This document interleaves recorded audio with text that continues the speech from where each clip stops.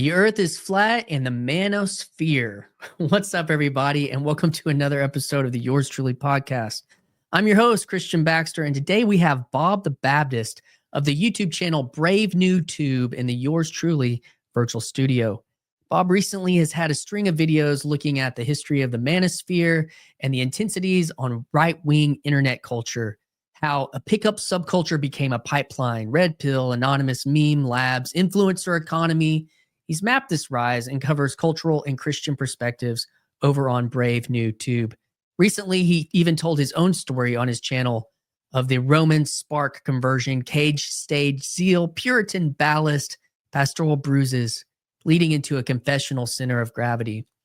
Today, we are going to lean into fatherhood, telos, ontology, and accountability, and critique the counterfeit anonymity plus memes plus monetized culture that we all exist in this space, whether we want to admit it or not.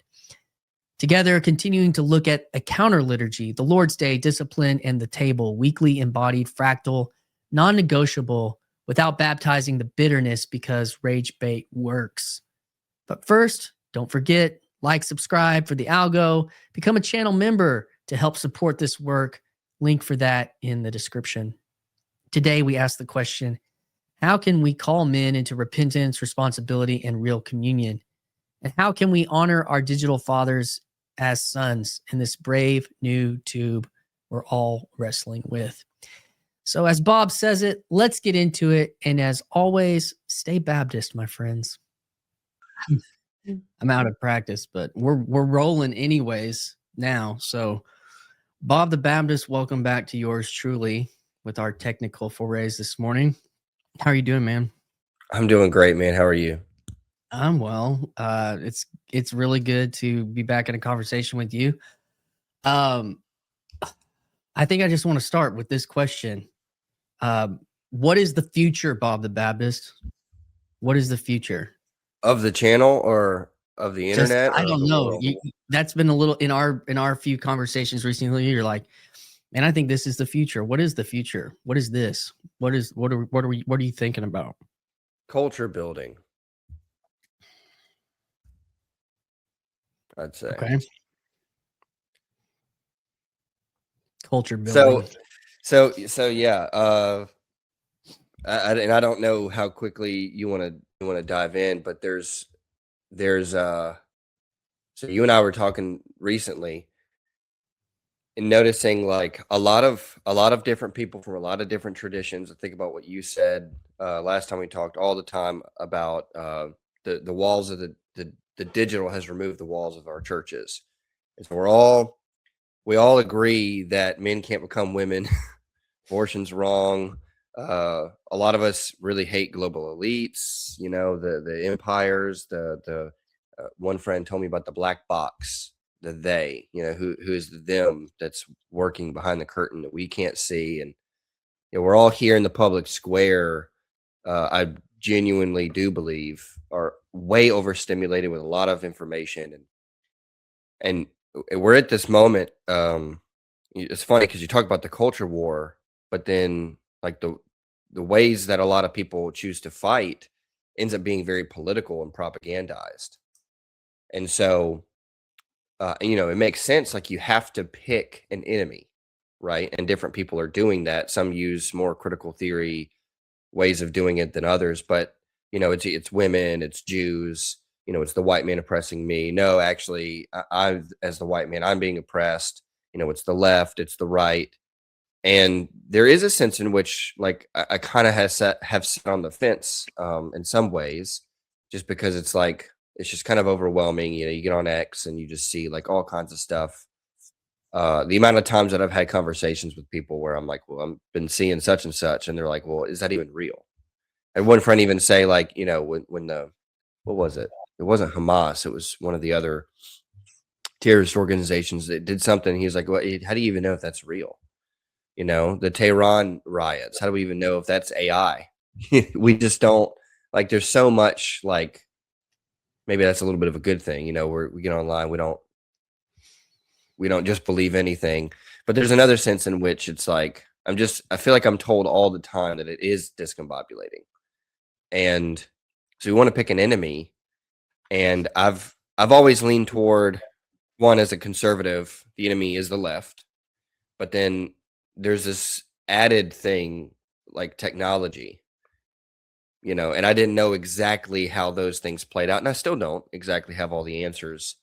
Is it the ideology that gives rise to the tech, or is it the tech that provides an environment for people to think, about themselves in a way that's inhuman?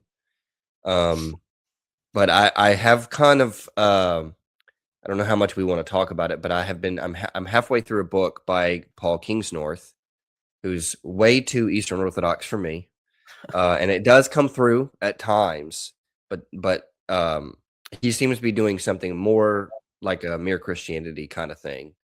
And this book has helped me kind of decide once and for all the enemy is the machine.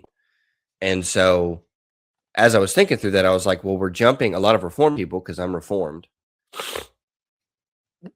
I'm noticing that we tend to jump from theology in the church over to like political stuff. And it's like, oh, we can do it. We can do political theology.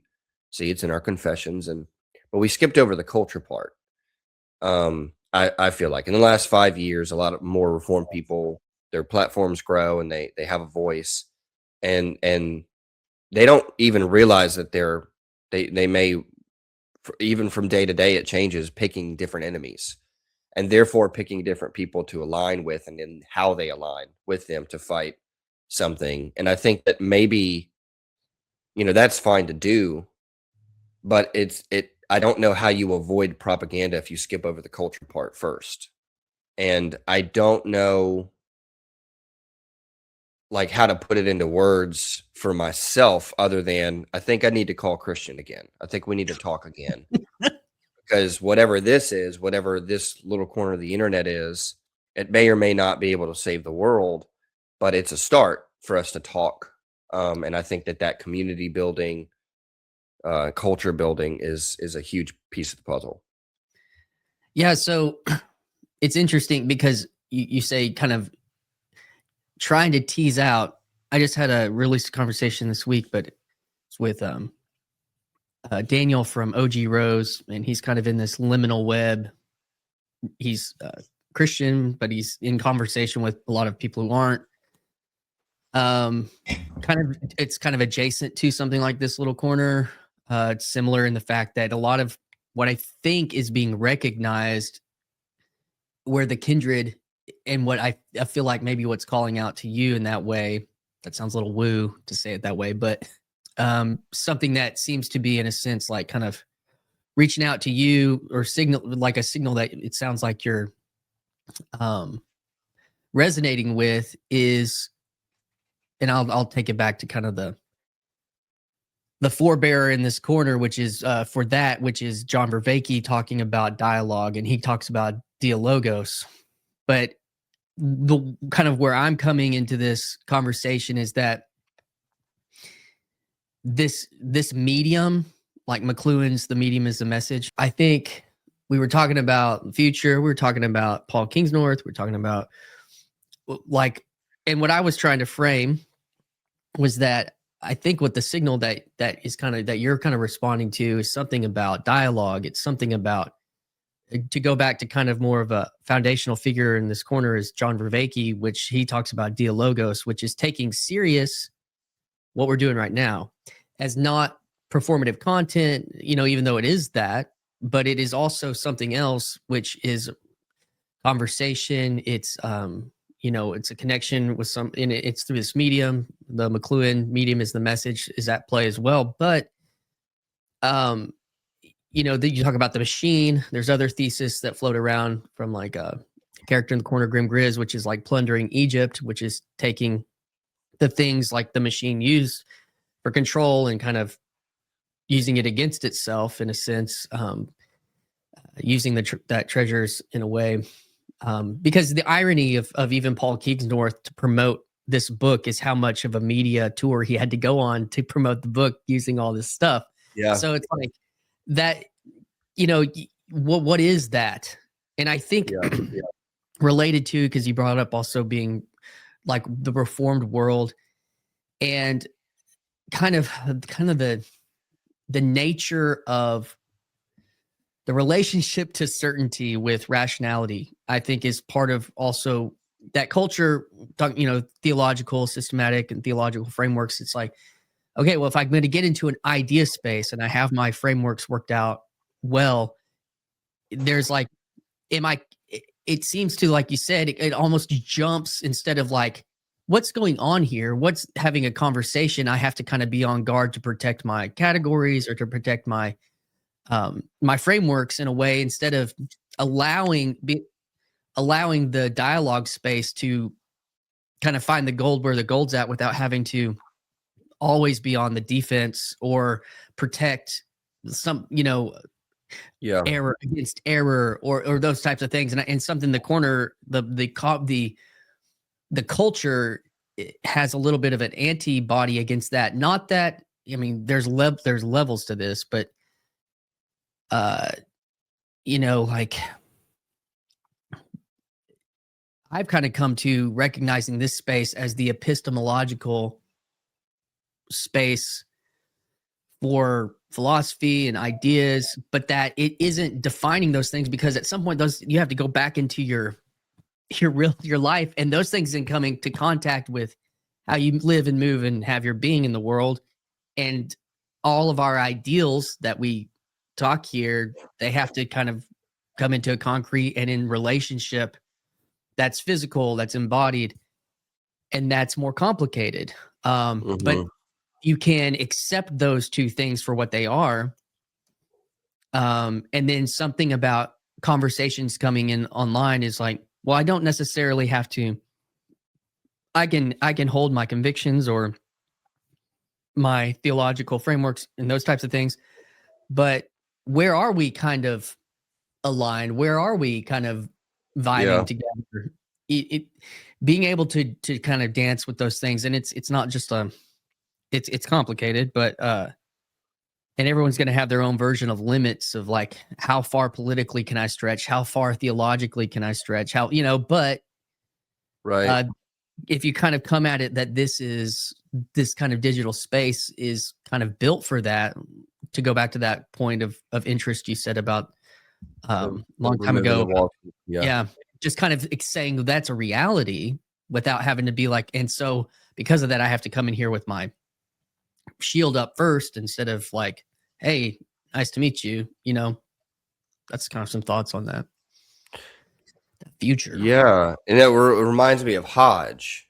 Um, like, actually, the very first video that I ever did, I probably said this in the last episode, sorry, um, was informed by that Richard Mao lecture where he compares Hodge and Kuiper, and Okay. and you don't go to that comparison, but the way that he was like, you mentioned protective, and that's why that was, is it protective or is it um unity, or I'm sorry, creative. That was Kuiper was creative. And so my video, is almost 2 hour long video essay. I didn't realize how formative that was for me and for really the future of the channel, because at that point there was no Brave New Tube. I had no vision for wanting to do anything. I just was trying to answer some questions for myself. And the answer, orthodoxy or unity, to that I responded yes. Uh, Yes to both. And I came up with something, I may have already said this to you, that it's like a lot of these ecumenical movements or unity for the sake of unity, built on the idea of unity itself. And that they just haven't worked. You end up having to sacrifice too much of your theological convictions to partner. But then at the same time, so I came up with something like confessional ecumenism, where you're like talking, from your framework, from your theological accountability, or from your tradition, or whatever, with someone else, saying, hey, how do we agree or disagree? And the funniest thing about that is I actually still I don't even know what that means, but there is a sense of like just taking the risk to do it and figuring it out as you go, because that's like I do hold these things so near and dear to my heart, but I don't know. And so my question was going to be like, is there like a ditch? Is there, you know, on this side, you're, you know, you can't get anything done. It kind of reminds me of Lewis's essay. I feel like he's going to come up a lot. Learning in wartime, like why go to Oxford during the war? And he's like, well, why do anything ever until the conditions are perfectly set? Um, and he brings up hell, like, like that's worse than whatever our context is or whatever's happening around us. And so, that weight of glory sets us upright, in this world to say, well, I have to just act, and I have to take the risk. But then, and so sorry, the other ditch would be, no theological distinctiveness, no clarity or conviction, just like partner with any and everyone. And that's the ditch I probably am more afraid of, to be honest, than the other ditch. But I do, because in my camp, I do see that a lot, where it's like a how did you say it? Was like a disposition of, the shield. Hmm. Yeah. And I think that that's a common Versus thing. a hand versus like, hey neighbor, Yeah. yeah, I was listening to Martin Shaw talk recently I don't remember who it was.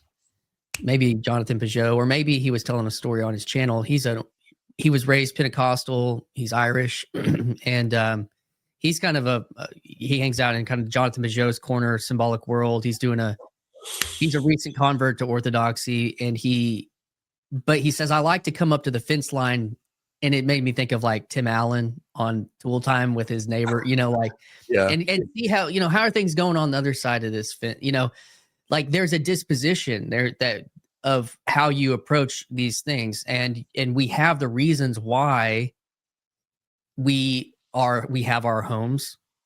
And, I think another, Lewis has been characterized with the metaphor of the hallway, something along those lines, about there you have the hallway and then there's all these doors. And I don't know which essay or book to ascribe it to. I just know it's gotten thrown around in the corner throughout these times, because this is kind of the navel gazy conversation, Yeah. that happens. Like, what are we doing here? Right. What's going on? And I think as you get online, I think there's some of it has to do with personality. And then that swings back to the Peterson Big Five personality, or all these personality tests that people have. But that's kind of like the thing that has come up for that is like, well, it's high in openness and high in conscientiousness or something like that, where you have these two things where you're really conscientious about your beliefs or your, or theology or this stuff, but you're also very open to ideas and curiosity. And it's a weird pairing of personality that seems to come into these spaces where it's not like you're not just conscientious and low in openness. And so then you're just like, that's like probably really fundamentalist disposition or something like that. So you have these things at play, it seems like. And so how, like, part of it is, using all this lingo, one of the phrases that gets tossed around is like coming out of the lurk. So you have people that watch videos of conversations and about these kind of ideas, and then maybe they'll leave a comment or two, but then someone does a live stream and then they come up, and it's kind of this liturgy, like you're saying, of like, I'm just going to try. I don't know if I have anything to say really well, or I don't know maybe I am really conviction about this, or maybe I don't know, but I'm going to try to participate. And in that there's formation. And so go ahead. I wonder if there's like part of the problem is a lack of realizing the danger of what you're doing. Like, well, like we're all propagandists, and if you accept that, then you can know it kind of reminds me of Peterson's control the monster within you, and this platform is super dangerous. But what if you can, and I kind of feel like Boromir looking at the ring, where it's like, oh, well, it's a gift. We can use it. And maybe we shouldn't, but I think before we get to the point where we collectively say we're not going to do that, well, if you are going to use it, you have to know and embrace like crap posting and like meme culture and The first video I did, not the one I was referencing earlier, but when I was like, okay, I'm doing this. This is my third or fourth video on the channel. You can go look. I'm just in my car, and I'm like, I got to put something up. But I said it then, and I believe it more every single day. My audience on YouTube are people that want to learn more about how dangerous YouTube is. And it's like there has to be some kind of built-in like irony, and I think I've leaned into that with like the Bush Light and the jokes and stuff like that, where it's like, this is so stupid, but here we are. And I think you were kind of saying that earlier. Yeah, that is and Brave New Tube kind of, so that's part of your moniker, and yeah, and I think it's different for say 40 or 50-year-olds versus 20 to 30-year-olds, where you like, I try to tell my daughter, she just got Instagram, she's 16, and we've been having these conversations, but it's like, when I was in college, and there were like sites like eBaum's World, or I can't remember who was the guy, the little red character cartoon guy that he had like this re-break thing. I can't remember what it's called. Strong Bad maybe, or something. Like there was like a that does ring a bell. But there's like, okay, so it's like, oh, check this out, and it's happening on desktops. We didn't have really much smartphones to speak of in 2005, 2006 when I was in college. But there was this like, okay, here's memes, here's these viral things, and it's getting passed around, and then now it's so hyper and so fast. So 40 and 50-year-olds, they have a sense of it, but it's and everyone has a sense of it because of general Instagram or Facebook or whatever. But like how kids or 20-year-olds with TikTok and the way there's a new form of literacy, and it's been coined, and I don't have the receipt pulled up. I don't have the name locked in yet, but there's a professor in the 90s talking about electracy instead of literacy, electracy, which is having a type of literacy that's from the electronic medium. Instead of, we were talking about stage about Calvin. I think I write so I can know what I think, and vice versa. Well, in a sense, it's like I have conversations so I know what I think through, or we laugh at memes together so that we know what we think, and it's happening electrically instead of and digitally, instead of through books and writing as much in certain and so there's like a coming into that as a consciousness that has to be kind of dealt with, because that is where we are, and that is how do you connect or communicate. I think that is part of there is a humility to it, and there is like you said, there should be caution coming into these spaces, wrestling, because in a sense there's spirits involved here, egregores or kind of these ways these things capture us, and what they can do to us, related to attention, related to status, related to all that stuff. So those are all at play, and to not deny that they exist. So we're trying to achieve culture. Yeah. Right. Political theology, or political theory, could be described as figuring out how do we live. Ethics would be how do we live, but politics would be how do we live together. And so a couple things. Do you believe that politics is downstream from culture? I don't know what I believe. I think so. I think it is. Yeah. So talk about it. Yeah. There's the worship, culture, politics, and Joe Webben, who I talk about a lot. He a year or two ago, when he did this, I was like, okay, that's where you start talking about the Christian Prince. That's where you start talking about force, power to change things. You see things need to get changed, and so we quickly want to, Democratic Republic, let's move more over to the Republic side of things, and start to ignore the dangers and risks that come with the Democratic side, or ideals or propositions or principles or whatever that drive the American experiment, or the revolution that's impacted so much of the West and other countries all over the globe. Well, let's let's back away from that and let's focus on the power thing. So then we'll say, well, politics is downstream from culture, but culture is also downstream from politics too. And you start to kind of invert that a little bit. But I believe that worship is first. So like, I just keep imagining a town, and I always think about Jordan Peterson in this regard because of the way that he's placed himself, in relation to these different societies. And so he doesn't identify as one.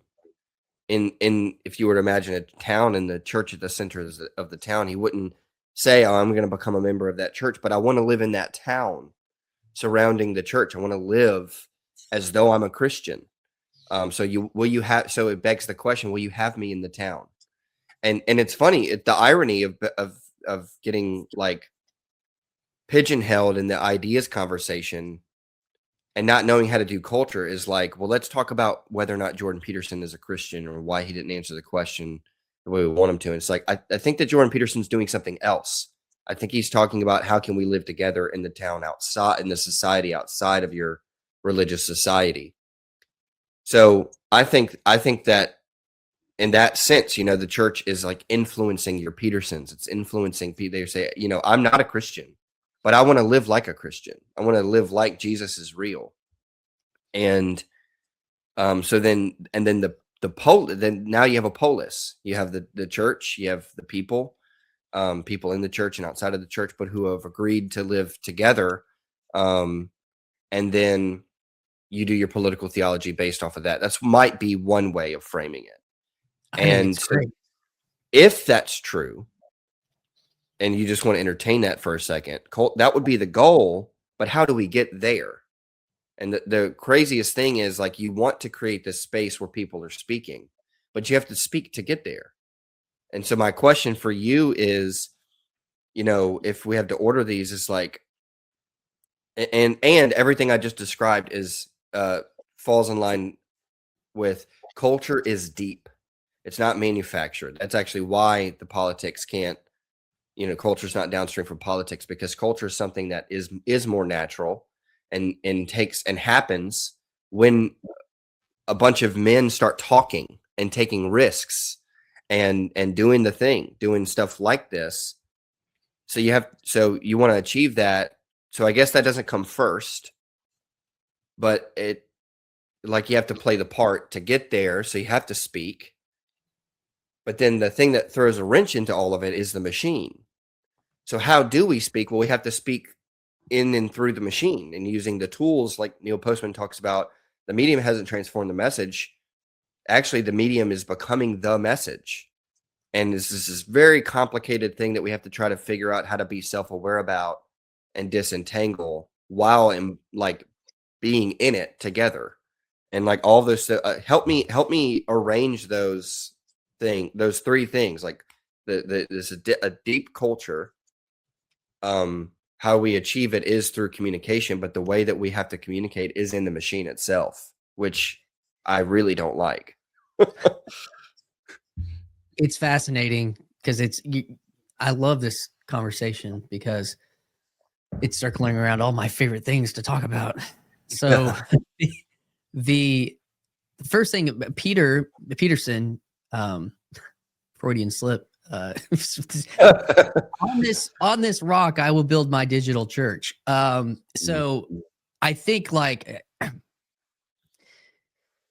there's a lot there actually, because his person he chose to hold closest throughout this whole journey was Jonathan Peugeot in the digital space, who is a Christian, who is an Orthodox Christian, who was raised evangelical Baptist, has plenty of critiques, but he still loves his family. And he didn't just say, go to Orthodox church. I've even heard him recently. A buddy of mine who's a Orthodox, who's training to be a deacon, I was like, it was the biggest Christmas present when Jonathan Peugeot, he went to this Touchstone conference, which is with some Anglicans and Presbyterians. And he said, yeah, even some of the traditional Anglican and even some of the traditional Presbyterian. I was like, oh, yay. He wasn't just saying EO, Yeah. So that was cool. But the thing, and that's kind of an aside, but the thing is, Peterson and his relationship to Peugeot is like, well, if Peugeot is the one that he talks about the city in the center of town. So, and like the way you frame that, that's so interesting related to their relationship. And like, well, how can I exist? And I want to exist. I want to still be your friend, Jonathan. Yeah. You know, and so it's like, okay, that's really, really interesting the way you frame that with that relationship. And I do think that if that's where things flow down from, Peterson also said, I think it was him, that was like, what kind of world do you want to live in? And it's like, well, what these people just go and show up to go to church for 1 hour a week and maybe a couple of times a year. And he's like, that's a lot better than not at all. Mm. Think about the difference between, 52 hours of that formation a year versus 0. Yeah. And I thought, wow. And we look around because you also brought up interesting in the previous part of the conversation about over unifying. I hadn't thought about that, but they're coming from the conservative side. Like, it's easy to critique the over diversifying problem of breakdown in society, but like the challenges of over unification. Right. And I think there's, two things come to mind, but in the corner, there's people that would be considered heretics or pretty big voices. Like, there's a Unitarian, but Yeah. it's the Trinitarian church because he doesn't fully. But there's challenges with that for him. Or there's people that are more about their progressive liberalism than they are about all the other stuff. There's people that are more about their conservatives. It's just kind of there's a mishmash, and you can kind of lean into different places, and that's just going to happen. And you have the agency to do so, and you're not required to sign a confessional thing in this space. Right. And so if you come at it with that knowledge, you can kind of bob in and out of that. But the point about the over unification, it's like, there was also a interesting illustration. It's one of, Christ said, leave wheat on the edges of your fields for the people to take, that's a reality.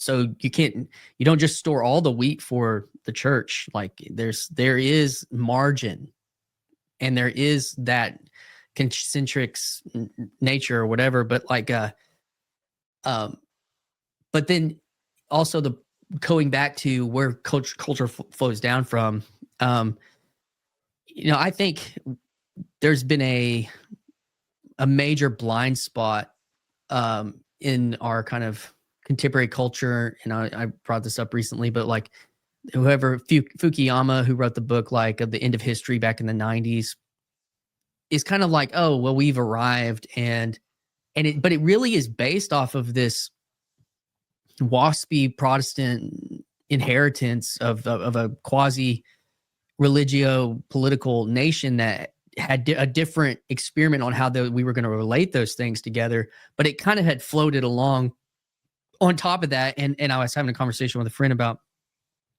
diversity, and related to like the 90s. He was like, Christian, the 90s, like you were a kid of the 90s. Multiculturalism wasn't the problem. And I was like, I still think in the 90s, we still had some thin version of a hegemony in our culture.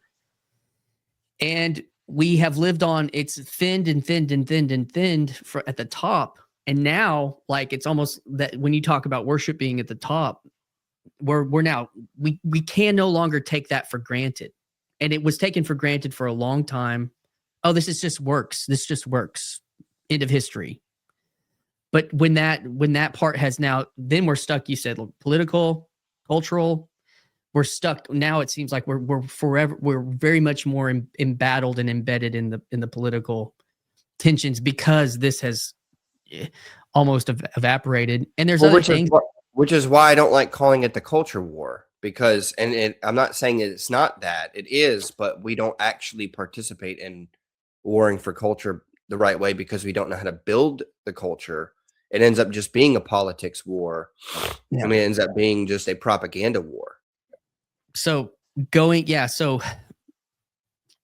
personally, I've been involved in like, kind of a church plant the last 3 years now. And it's not like from what I'm bringing to the table. I mean, I can't go, run for politics or just be a cultural influencer as far as even locally. Like the thing that I have that I was built that developed in craft was basically liturgical formation, and you could call that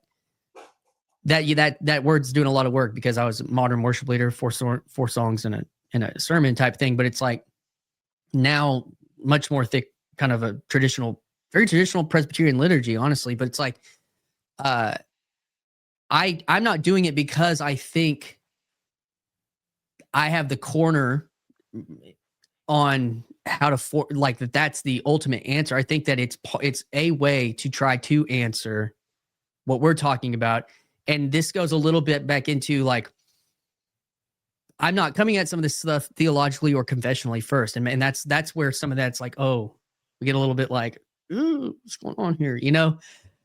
Because I think that like that part of the Christian formation or things related to formation and tradition, there's in certain parts of Christendom that's tradition's a dirty word, or formation in a certain way related to maybe worship gets lumped into works-based righteousness, like, and but I'm like, I don't have any, like, I can't keep being afraid of that. In a culture that has no formate, like I have to do, and we have to cultivate and craft people, like, and that it on the scale of say that hour and a half, forming and cultivating people from the worship space, that's not subjective, and so much, and it's also not epistemological completely. Some of it is literally practice, and that gets murky.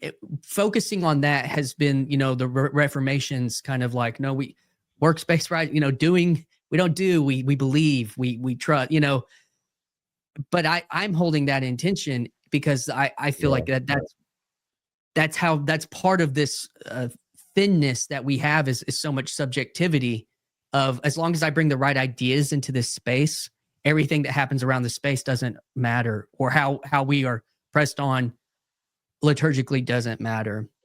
Well, in some sense, the right ideas. So that's how I'm trying to answer that question. Yeah. Well, in some sense, a lot of what I'm saying and what we're talking about right now and everything you're saying is like we're preaching to the choir of your audience. A lot of your audience and Vander Clays and everybody, they're like, yeah, that's why we watch the channels. Yeah, that's why we're here. You're just defining TLC. So full disclosure, part of what I see me coming on a second time and hoping to be on more of your shows and more of other people's shows is to say, okay, if you will indulge me, I'm bringing some of my audience to you. To you're almost kind of talking to them, not just your audience, because what I'm trying to do is think out loud with you for the sake of my people, who a lot of the things that you just said, they're like, nope. So you're blending things too much. You're doing this, and I want to, I've developed some trust, I think, with my audience enough to be able to say, like, I'm not letting go of my confession. Like I'm reformed to the bones. The Pope is the Antichrist. Like we're not going to let go of the things that we believe, but we have to talk. We have to talk with others that aren't going to formulate those things that way, to figure out something. And quite frankly, we've been doing it a lot in the politics space. And I'm saying, can we add, don't stop doing that, but just recognize that you're still doing the category thing over there in the politics space. What all can the civil magistrate do? That's a great question, and we need to talk about that. We need to answer that. But while you're doing that, we also need the culture, right? And there's that John Adams thing that a lot of the political theology conversations are centered around, like, oh, you have a republic if you can keep it. I think it was John Adams. You need a Christian people. Well, where does that flow out of? It flows out of the culture. It flows out of different churches who may be part of Christendom at a broader scale, but who have agreed in a polis to figure this out together, and then also have the conversation, which TLC is so interesting because you do have people who aren't even Christians, but they're willing to come to that table, like a Jordan Peterson. And so if I had a message to say, I'll say it to you, but with that in mind, that I'm also talking to, like, you and I represent our audiences as though they were talking to each other. They just would come to the table. They never won't. So what if we could do something like this? Like, okay, in Reformed theology and in conservative Christianity, just broadly speaking, we have a category for the doctrine of the lesser magistrate, right? So we're going to rebel against the elite, rebel against this abusive tyrant through a lesser magistrate, but he is our authority. We're going to follow him in revolt against the King of England. Well, one of my first videos I made, is it a sin to vote for Trump? And I used that logic to talk about the lesser of two evils as an inescapable game that we play politically. It's like, okay, we have to strategize, and in order to get X, we have to settle for Z for right now, and eventually we'll get to some ideal or some kind of thing. So don't pearl clutch over the fact that Trump said this joke, because look at what if you accept that, but you'll also get closer to ending abortion or whatever it is. I say all that to say that Reformed people, very understandably, I say this with the deepest love and affection for the Reformed tradition. I'm not going anywhere. But we have a difficult time doing that in the culture space. So politics, we've kind of worked it out like, oh, lesser of two evils, but we have a difficult time doing that, and it gets closer and closer and closer to where even like, and I say this as a Reformed Baptist, like the I don't know how in my world you're even aware of these things that happen, but there was the Theocast thing. Are you aware of this? There was a guy had a long-standing show, and his co-host started dabbling in some things that were very suggestive of a heresy regarding the doctrine of God. And so he left the show. Anyway, like those kinds of debates and debacles, like they're very interesting to me. And I think that was personal opinion. Everybody's been asking me. Yeah, I think that Justin Purdue was in the right to leave. But my interests are at times broader than that and bigger picture, towards like, okay, this debate we are having and we should have it. But I also see that we're having it on the internet, and I want to talk about the conversation. Like, I want to have a conversation about the conversation. And so you take that out. That's like very close. Like, I say that like probably none of your audience even knows what I'm talking about when I reference that. But I mentioned this like one little thing, and that is happening at like a massive scale all across all kinds of different traditions. People arguing about Rome and EO and Protestantism at like large platforms and conversation. Went to Anglican. We talked about last time with Matthew Barrett. Barrett, went to Anglican, did that type of, yeah. I mean, but that goes back to the conversation. Like, my point is, like, just like we said earlier, the digital is eating the walls of the church. Okay, what do we do now? And that's the conversation, not how do we police our confessions? They're already there. AI can go through your confessions in like 10 seconds. Okay. Yeah. My question is what is the relationship to these things? To the other people? My guys, like I'm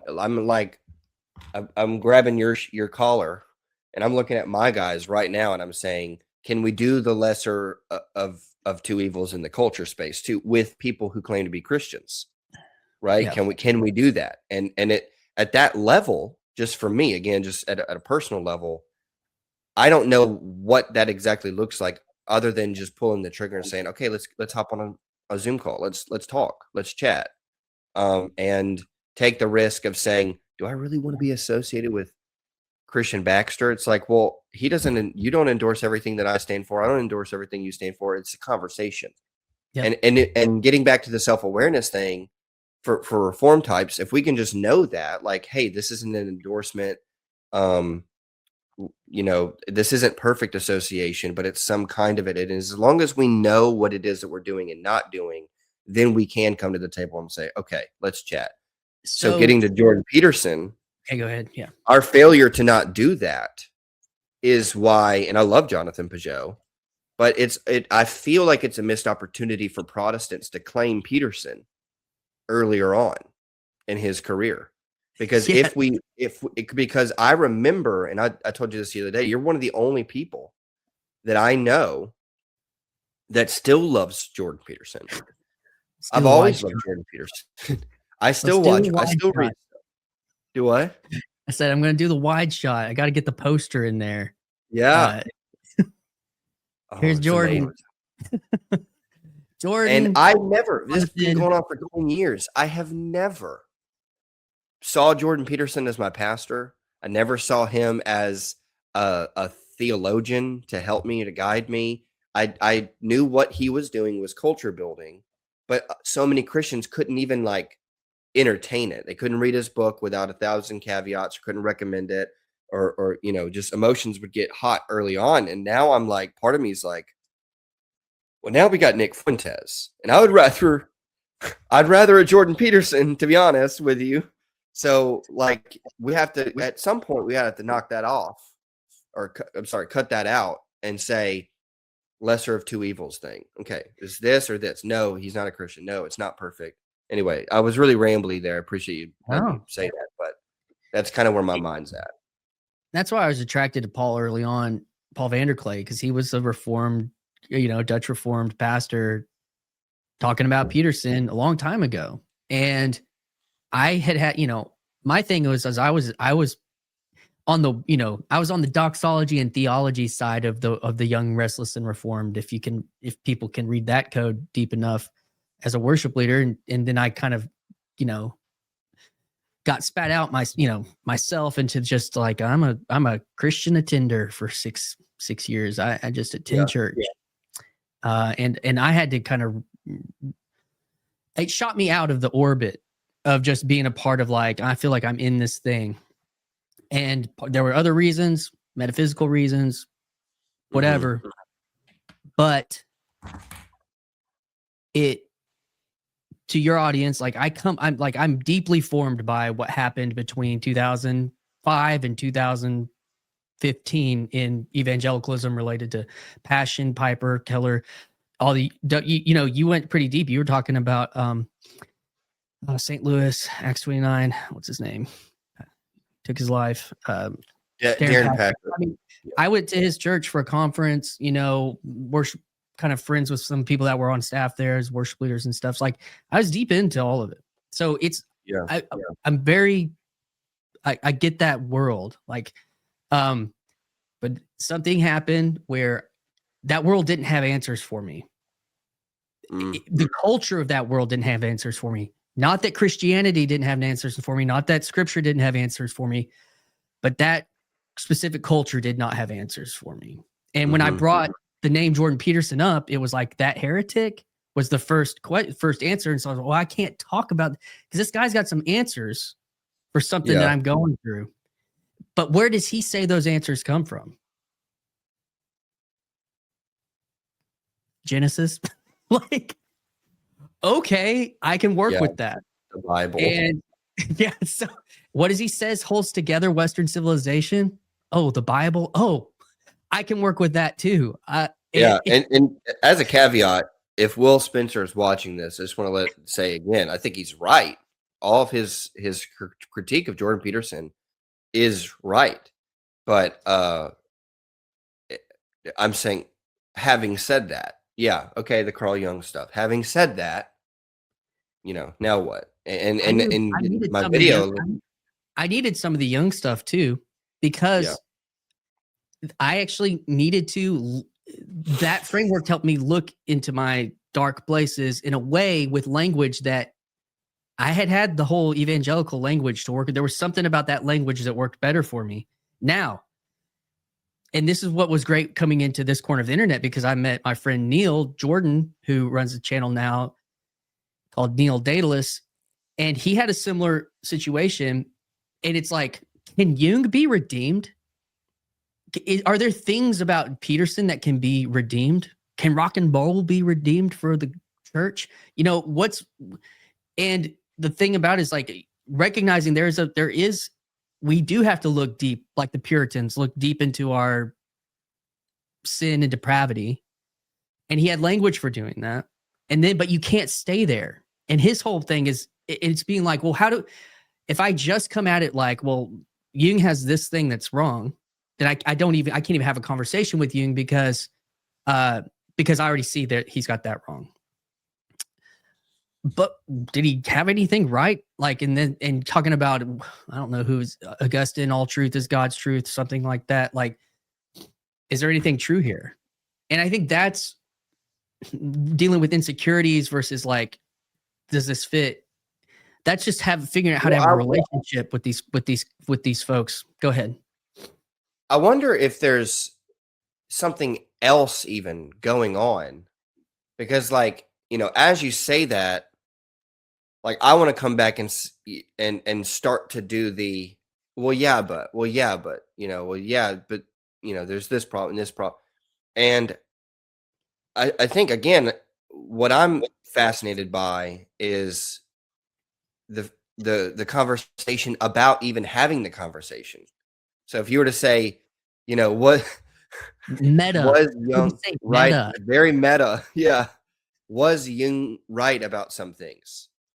Maybe what I'm saying is, can we talk about whether or not Jung was right about some things? Yeah. And then further complicated, in the machine, in the digital space, can we talk with someone about because maybe what's wrapped up in that is like, and this gets to the, you know, pastors having platforms, and that's not a sin, but here we are, you know, you do have it. And as you're acting on there, are you acting as a pastor or are you not? You know, how are you thinking about this? And people are going to give different answers to things, but some people will just full on call what they do a ministry. And you know, I don't know how clear it is or not. I get told, and I always appreciate the comments, but I always get told, you know, thank you for your ministry. And I don't see it as a ministry. And that might be part of like the issue is like when we're having a conversation about Christianity with someone else, even if they claim to be EO, you know, if they claim to be Christians, you know, the legitimacy of having a conversation with that person, and then the pressure that one feels to make sure that you're constantly referencing your bona fides.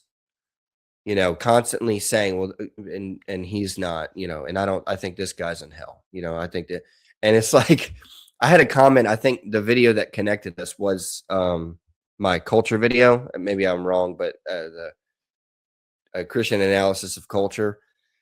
I know that, I think Paul Vanderklay liked that one. And so I just know that was, I was talking about culture, and you guys do that a lot. And so that was what got some attention, but I can't remember exactly. Somebody commented on there, I have no idea what you believe about anything. I'm like, yes, based off of this 13-minute video, I chose to not say, hey, and before we start, I graduated from here, and I believe that all of the second London, and I'm a full on Calvinist. Like, no, I just went and did the thing, you know, and I don't, you know, like I feel like sometimes we think that what we're doing is more ecclesiastical than it is. You Yep. know, we're having it's a culture that we're building, and the Reformed people can't expect, you know, a Jew in that conversation, or a EO, or a Catholic, or an Anglican. They can't expect them to play off, to have the same assumptions that they have that allowed them to come to the table. But then the other side has to accept that as well about Reformed people. Like, hey, you know, you got to this table, but you had to jump through 3 more intellectual hoops to justify whether or not you should even be talking to me than I had to. But that's okay, because that's who you are. And I feel that energy from you. You're like, well, you might have had to reform your way, think reformedly about whether or not you should talk to me way longer than I had to, maybe. But anyway, I feel like it's important to step back, just constantly step back and say, we're talking about talking. And also explain, like, that's why some Christians, it's not just Reformed Christians, but there's that spectrum of, a category needing categories, and then others that don't. It gets back to the two ditches. Like, do I isolate myself, or do I have no distinctiveness whatsoever, and I just talk to anybody and everybody and overly associate? And I think that some Christians that are maybe more on that side, where they're like, who cares? They just simply do not understand what it is that someone is having to go through mentally to allow themselves to have that conversation. And I feel like it delegitimizes the experience of Reformed people. They're like, look, you have to just understand, this is how we're wired. We are very analytical. We have a lot of philosophical categories that we have to work through to be able to allow ourselves to come to this conversation. And that's legitimate, just like you're in terms of an endeavor. Just like the way that you allowed yourself to come to the table is legitimate as well. And I think, like, accepting that and then saying, and by the way, as a Reformed person, I don't have to make sure that before we get off this phone call that, Christian changes his mind about all the things that I think he should. And if I don't, or if I don't signal that I'm against this and this and this and this, that, my audience is going to hate me and cancel me and all that stuff. Just go and do it and just talk. Well, and so, there's so much there. Audience capture, that gets talked about some more, like in political stuff, but even, in the religious space, theological. And then going back, there's a word that gets brought up a lot around here, these here parts, called prophilicity, like related to your profile. We all have our profile pictures. We are are you a ministry, or are you a profile? And and then the other part of it is like how there's like, the word parasocial relationship gets brought up. Have you heard that word before? You've from you. So like that people are building a relationship with you, and this, you've got your Patreon supporters, you've got people that you're seeing regular in the comments. Even to the degree, in a certain way, this is parasocial, but it's usually more one-sided. Like, there's people that have listened to every video that you've made that has not left a comment, they're not on your Patreon, they're not on membership or anything, but they have a relationship to you and with you. And that's the parasocial thing. And that, you extrapolate that out to famous people, like truly famous people, that people feel like they have a relationship with Justin Bieber, or feel like they have a relation, that happens, and to varying degrees and different levels. So, so our profile goes out. People have certain kinds of relationships to us, to people. There's people that listen to probably tons of my episodes that have never left a comment, and I don't know why. And maybe they're just like, I didn't leave any comments on any Jordan Peterson videos I didn't leave comments on YouTube at all. Like, I was just like listening to content for years. So, but something happens. So that recognizing that, and then the question about ministry, it's like, if you don't, I came from that world. Me and my brother got into an argument about, I got upset. I don't know if it was an argument, but he was like, make sure you're doing X, Y, and Z for this. And I was like, I got angry. I was like, I don't know what to tell you, but it's not that. I did that. I know what that is. I had a worship band and a website, and we're a ministry going out to lead worship at your church. And that's not what this is. This is a place to think. This is a place to be like, oh, that's interesting. Why am I interested in that? Okay. What's going on here? And we're all doing that. Everybody's doing that. And even people, how many people, it's like, well, Bob, you need to make sure that, I don't know what you believe, but I'll listen to like that person that wrote that comment. Like, how many people do they listen to that they're not asking? But you did put Baptist in your name, and you're doing this thing. So there's a relationship there. But the other thing. That's why I keep comparing you to Joe Rogan, because I feel like what you're doing, like Joe Rogan, one thing I think that he knew starting off was the importance of speech. We have to have a place that we provide where we think freely.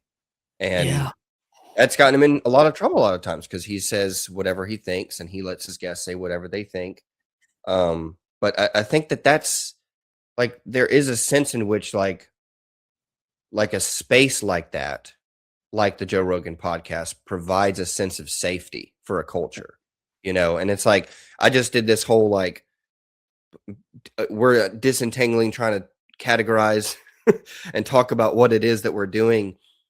And there's another sense in our people are trying to follow, but there's another sense in which it's like, dude, it's right in front of us. Like it has been happening.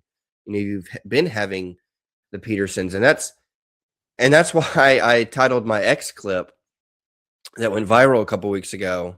It didn't really go viral, but just the whole video, the conversation just surrounding the topic that I covered. That's why it was so hot because I'm sorry. That's why I titled it, "Why Can't We Have Nice Things?" It's like Christians like have these blessings, like really good podcasts, but they criticize it to death, and then it leaves, and followers. I'm ripping from Dean Lentini, YouTuber. What's up, dude? He says followers go further, So like then and you saw that happen with Jordan Peterson. Actually, like Jordan Peterson is now hated by a lot of the people that he represented at that time. He didn't even know he was representing. Now they hate him. But it was here. It was right in front of us, and so many Christians ex-nate it, and now feels like it's gone. But that was a real sweet spot. But anyway, it's right in front of us, and Joe Rogan's been doing it. He's still doing it. And when Wesley Huff comes on, I was so surprised to see a lot of. Honestly, that was a good moment because a lot of Christians were like, dude, this is awesome. And that's what I'm saying. It's like, let's just keep doing that. Like, let's keep going on the shows and keep talking. And yeah, it's interesting because at the same time, there's something else happening culturally with the digital. It's like, Forrest Frank is huge across boundaries. Do you know who he is? He's like a hip hop Christian influencer guy. Like he's charted on Billboard, and he's like influencing, and he's really positive and all this stuff. And where certain things are happening, where used to there were even like, I'm trying to formulate this thought, but like old analog ways of celebrity culture and these gates, like no one can keep the gates on for a celebrity. Like celebrities are doing podcasts just like, and you're looking at them and like, damn, they're just as real as me. They don't know what's going on. Is it, like, and it's like, okay, this is strange. And then people that don't have any celebrity become celebrities, like that are streaming, are more influential in different places. And Mr. Beast did something where the Twitch streamers were the most like celebrate. He had this soccer game, and it was like the regular celebrities were like, and then the Twitch celebrities were like, and this kind of digital marketplace of ideas, something Paul has talked about, evangelicalism, Paul Vanderklay, evangelicalism is like a digital marketplace for Christianity. And kind of where I come from, instead of trying to defend it as like the total right thing, it needs better categorization of like, because why is Jonathan Bijot selling books to Big Eva on Big Eva? Because it's a marketplace more than it is an ecclesiology. And I think that is another category that needs to be wrestled with, because it's like, if we're not talking about traditions being real and practices being real, and that's why I'll go back to the other part of the conversation of kind of like this wrestle. Well, I have all the right ideas and categories and beliefs, but like you can put those in the metaverse. What's it matter? So, but kind of be able to see those things. But even that time where Peterson, what was going on? Like, why can't we have nice things? And the blurring of the lines between who's the Discovery Institute guy, Stephen Meyer. Have you ever watched any of his stuff? He was big intelligent design proponent, Christian guys running this kind of Christian science think tank. I was really into it a decade or more ago. 15 years ago. Who is it? Stephen Meyer. No. And he would I was be on. thinking. Have you heard of Eric Metaxas? Oh yeah, love Eric. So he was like, Eric interviewed this guy like in 2014. That's another good example of someone that just gets out there and does. I think he's probably someone I should do more thinking of. Socrates like in the how he City. does it. Yeah. So Socrates in the City, I mean, he's referenced that Socrates wasn't a Christian. What's up with that? So it's like, because it's about dialogue. That was, Plato's dialogues and Socrates, like that's another thing. As I was reading Kingsnorth, I was like, well, what happened to, Plato and Aristotle, who weren't Christians, but they set up so much of the framework of how we think about things. Like and you're talking about a Christian prince as the thing that we need to save the West. It's like, let me just go back to the polis. Let's just go back to the public square and talk. I cut you off. But the Socrates in the City, yeah, that idea of like, I think there's a sense in which Eric Metaxas is saving the world. Maybe in some ways it's better than those that want, Christian nationalism or whatever. It's like, well, he's already doing the culture and the dialogue. Part of me is like, I mean, my framework is that this is not that. And we want to conflate this as that. This is not where you go to church. This is not your person community. But a lot of people find community on space. And then if church is ideas for you, well, hell, there's plenty of ideas. And so that's why it has clarified that me going to church and what does it mean to be formed physically as a Christian? What does it literally mean to be formed in, something I take from the Orthodox, like they say things like matter matters. Like the stuff we're made of matters. And taking that seriously. And so, and if it doesn't matter, then this is the only thing that matters. Like, is this what we're doing? And I'm still on the fence about whether or not we should adopt Lewis's mere Christianity, because you say you take that from the Orthodox, but I'm like, but Lewis wasn't Orthodox, and Lewis said things about mattering, but as a Protestant, and so, and when you bring up EO, and I'm just going to leave Rome out of this, but if you bring up, it's complicated. But EO, and then other traditions that are Christian. What the heck? Let's just talk about Rome too. Like, how do we get along? We're all part of Christendom. They say they're Christians. They say they're Christians. We say we're Christians, and we're trying to figure this out. Bringing up mere Christianity, was Lewis doing church when he did that? Or he was doing something else. He was dialoguing. He was doing culture, and seeing mere Christianity. No, don't have a mere Christian mindset in your church. You need something thick, like you were talking about, and substantive. But when you walk out of the four walls of the church and then go to engage, are you trying to do the same thing? And how? And I'm still working through that. But seeing mere Christianity as a cultural engagement with other Christians. And other traditions. I mean, I'm just going to go back. I just got to go back to it, because as a person who is a modern worship leader, it's like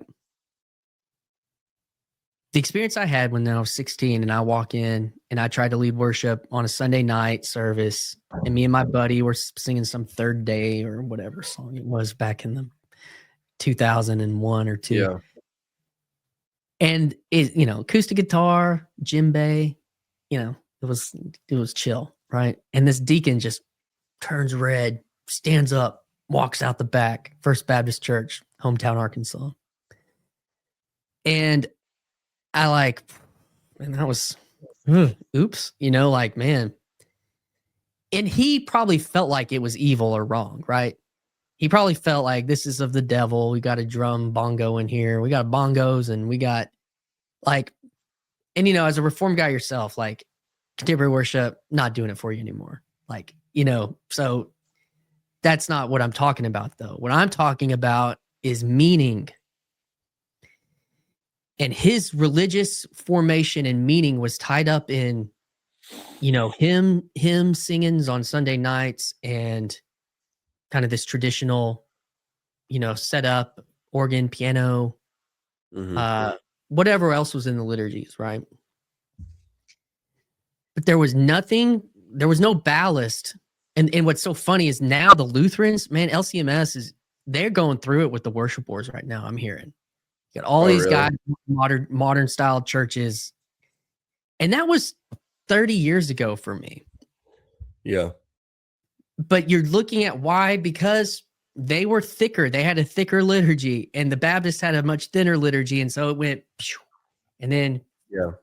now we have Big Eva. And now all Mm. these other ones with thick liturgies are like, well, look at all their success and blah, blah, blah. And we want some of that. That market, look at it's hot, that's cool. They got nice videos and Yeah. cool hip things. And I like this. I listen to Christian radio. What else is there to listen to? I listen, I like whatever Elevation song came out. I'm listening to it on the Yeah. radio. Why can't we do this in church? And so I've just kind of come to that thing, this like the meaning that comes from how we're formed in these spaces, like that needs to be taught. Well, the EO, they're going to be like, well, we've got it. The Catholics, well, the Latin mass, it's here, all that. There, I don't know where the closest Latin mass is to where I live, but it ain't close. And there isn't a close Orthodox church. And Yeah. if it's so right, I'm going to talk, I'm going to get 15 people and we're going to start an Orthodox church here in where I live. And then we're going to be right. And it's going to fix the world. And I just think that's where, you asked the question, what do we have in common? What is the mere Christianity here? And I think where I've kind of landed at this point is are we aimed at something? Is there anything recognizable? What can we recognize in each other instead of, this is going back to your ecumenical conversation, but do you do the church? You do parts of the church calendar? You do parts of the church calendar? Oh yeah, we're doing that together. Oh, that's cool. We're together. Oh, do you, how do you take the Lord's Supper? It's similar. We do. Oh, I mean, obviously there's doctrinal things here that when we're in those places that we are claiming that creed is what we're doing. Right. Are you familiar with the London Lyceum? Mm-mm. I recommend you check them out. They might not be your bread and butter, in the long run, but I think you would just at least appreciate knowing about them. They're confessionally Reformed Baptists and they're scholars. They're brilliant dudes. I was going to tell you, I saw a church the other day. It's in Mississippi. And they said that they come from the Charleston tradition of worship. Have you heard of that? They're Baptist, Southern Baptist Church. I don't. Charleston Confession or no, tradition, in how they do worship. And it looked real similar to me. It looked real familiar to me. And it was Southern Baptist. And so the thing, I guess there's something about how, because if we're always trying to connect on the ideas, we're just never going to get there. But are there things that we do? Well, that's what I was saying. It's a separate conversation. You're talking about worship, but I was thinking of Jordan Stefaniak because he said something getting back to the Doctrine of God conversation. He said something one time because the Doctrine of God conversation in Reformed and Reformed Baptist circles can get pretty heated sometimes. And let me show my bona fides. All That Is in God is incredible. It's one of the best books ever written.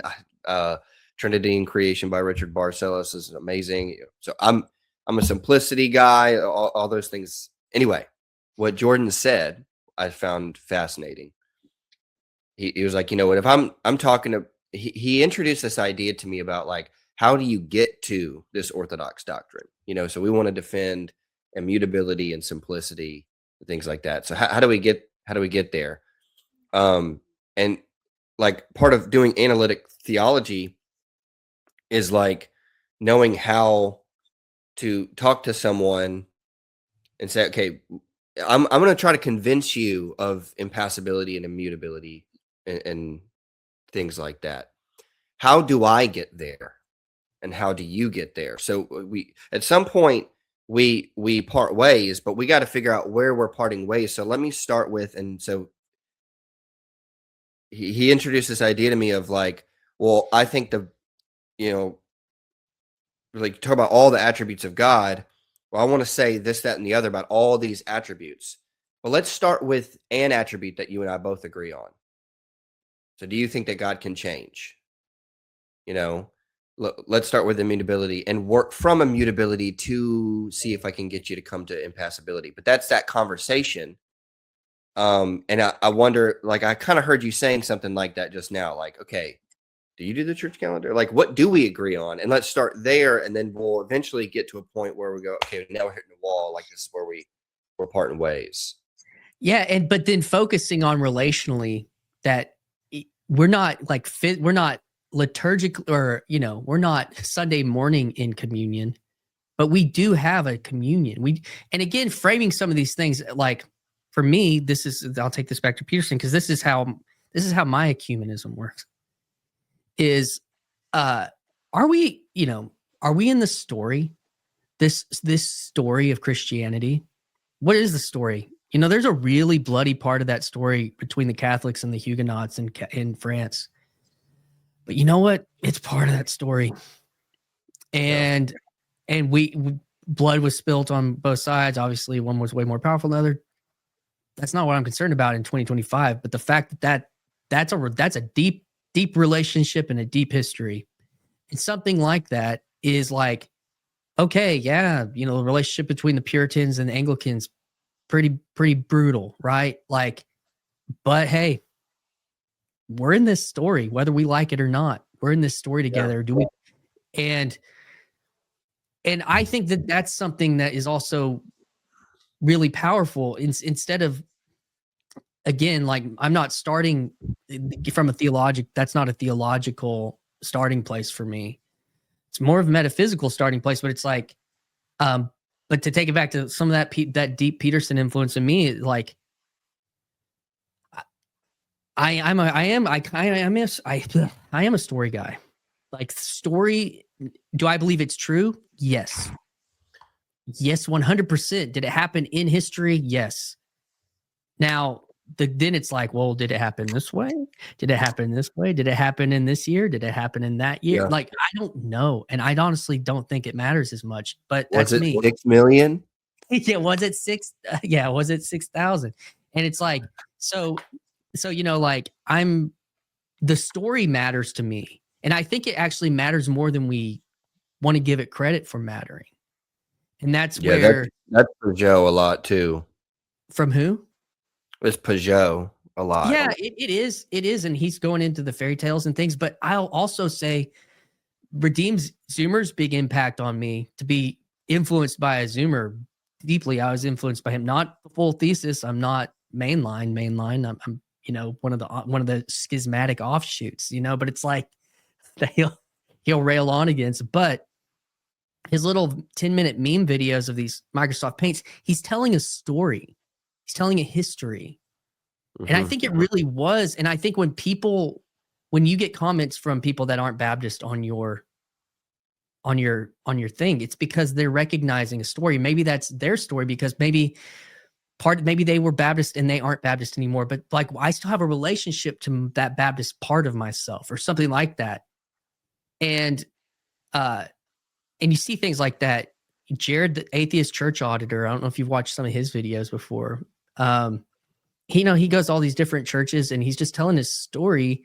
He goes to churches more than most Christians, because he's like going to these places. He's practicing that. And it's, he still doesn't have a belief that it's real, but there's something interesting on his last one. He did this thing about, he's like, I love the Christmas story. He says, like, what does he mean by, I don't think it's true? I think he doesn't mean, like, he can't really, it's hard to argue that story didn't happen in history. Jesus didn't happen in history. He doesn't believe it's true metaphysically, yet nevertheless, it impacts him. So is this similar to Jordan Peterson saying, I don't know whether or not the Christian story is true, but it means a lot to me?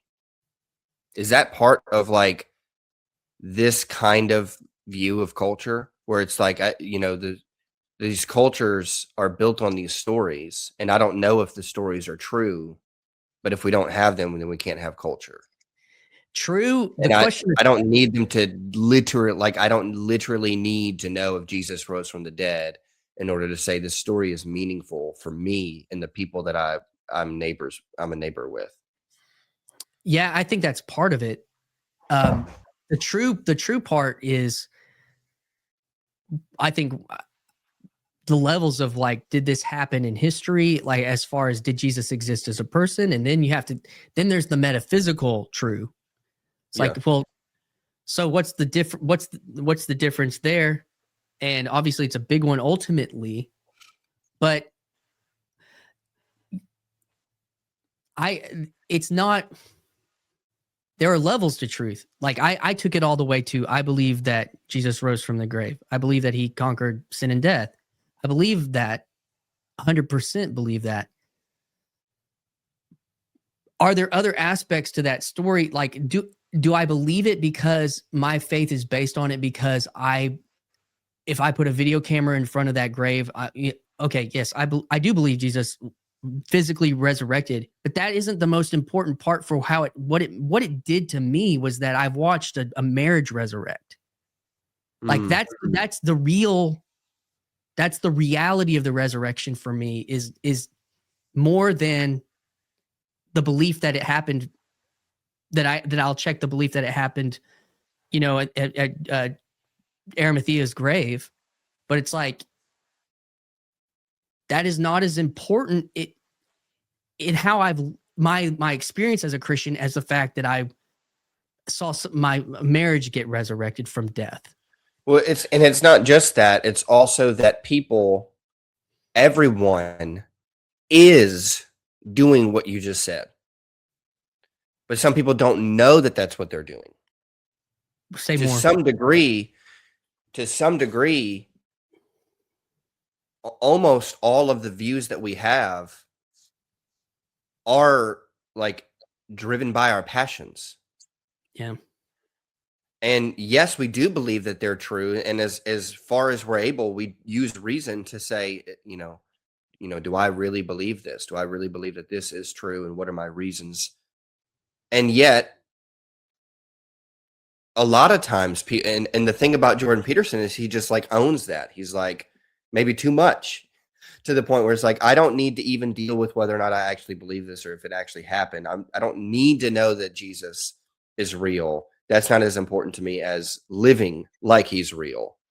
And I don't recommend, again, we're doing two different things. Like, there's the church. I would never, ever take someone into membership. If I was a pastor, if they said, I don't believe that Jesus is real, but I'm going to live like he's real. Oh, okay. So you have righteous living coming to the church. And that'd be hypocrisy. But when we're talking about a culture and creating a culture, those stories, as long as we have the self-awareness to go, everybody's doing this. Some are more honest about it than others, but everybody kind of has views that they hold because of how they've helped their lives get better, or they wouldn't hold to them. Oh, this is really, and I know that there are rare cases. You have martyrs and people that will, but by and large, most people believe what they believe because it works. And that's the dynamic between, is it true or does it work? And by the way, I'm looking at the time. I have a rant that I want to go on, but I didn't know when to go on that rant. We got time. We got time. Okay. Are you capped at 2 hours? No. Oh, okay. Maybe that was someone else. I was confusing. I do that, but this one's going to have to, it's a long story. I got to re-edit the intro and all this kind of stuff. So it's just going to be, it's going to be what it is. So but yeah, let me just to that, because I think that's a good perspective. Like, okay, so if I'm bringing somebody into membership, like the way I guess I would approach that is like, that's an excellent place to start. But you wouldn't admit them. I'm not. Yeah, that's not my job. But the way that I would see that person is I think that's a great place to start this journey. You're close to the kingdom. You're a lot closer than it's not real at all, or that it's irrational, or it's a stupid story, or it's like fairy tales and God, spaghetti monsters. Like, So I guess that's how I'd see that person, but and then the power of resurrection, like here's the other side. The power of these stories too is not because they are a story. I think they can't be as powerful if they aren't actually true. Right.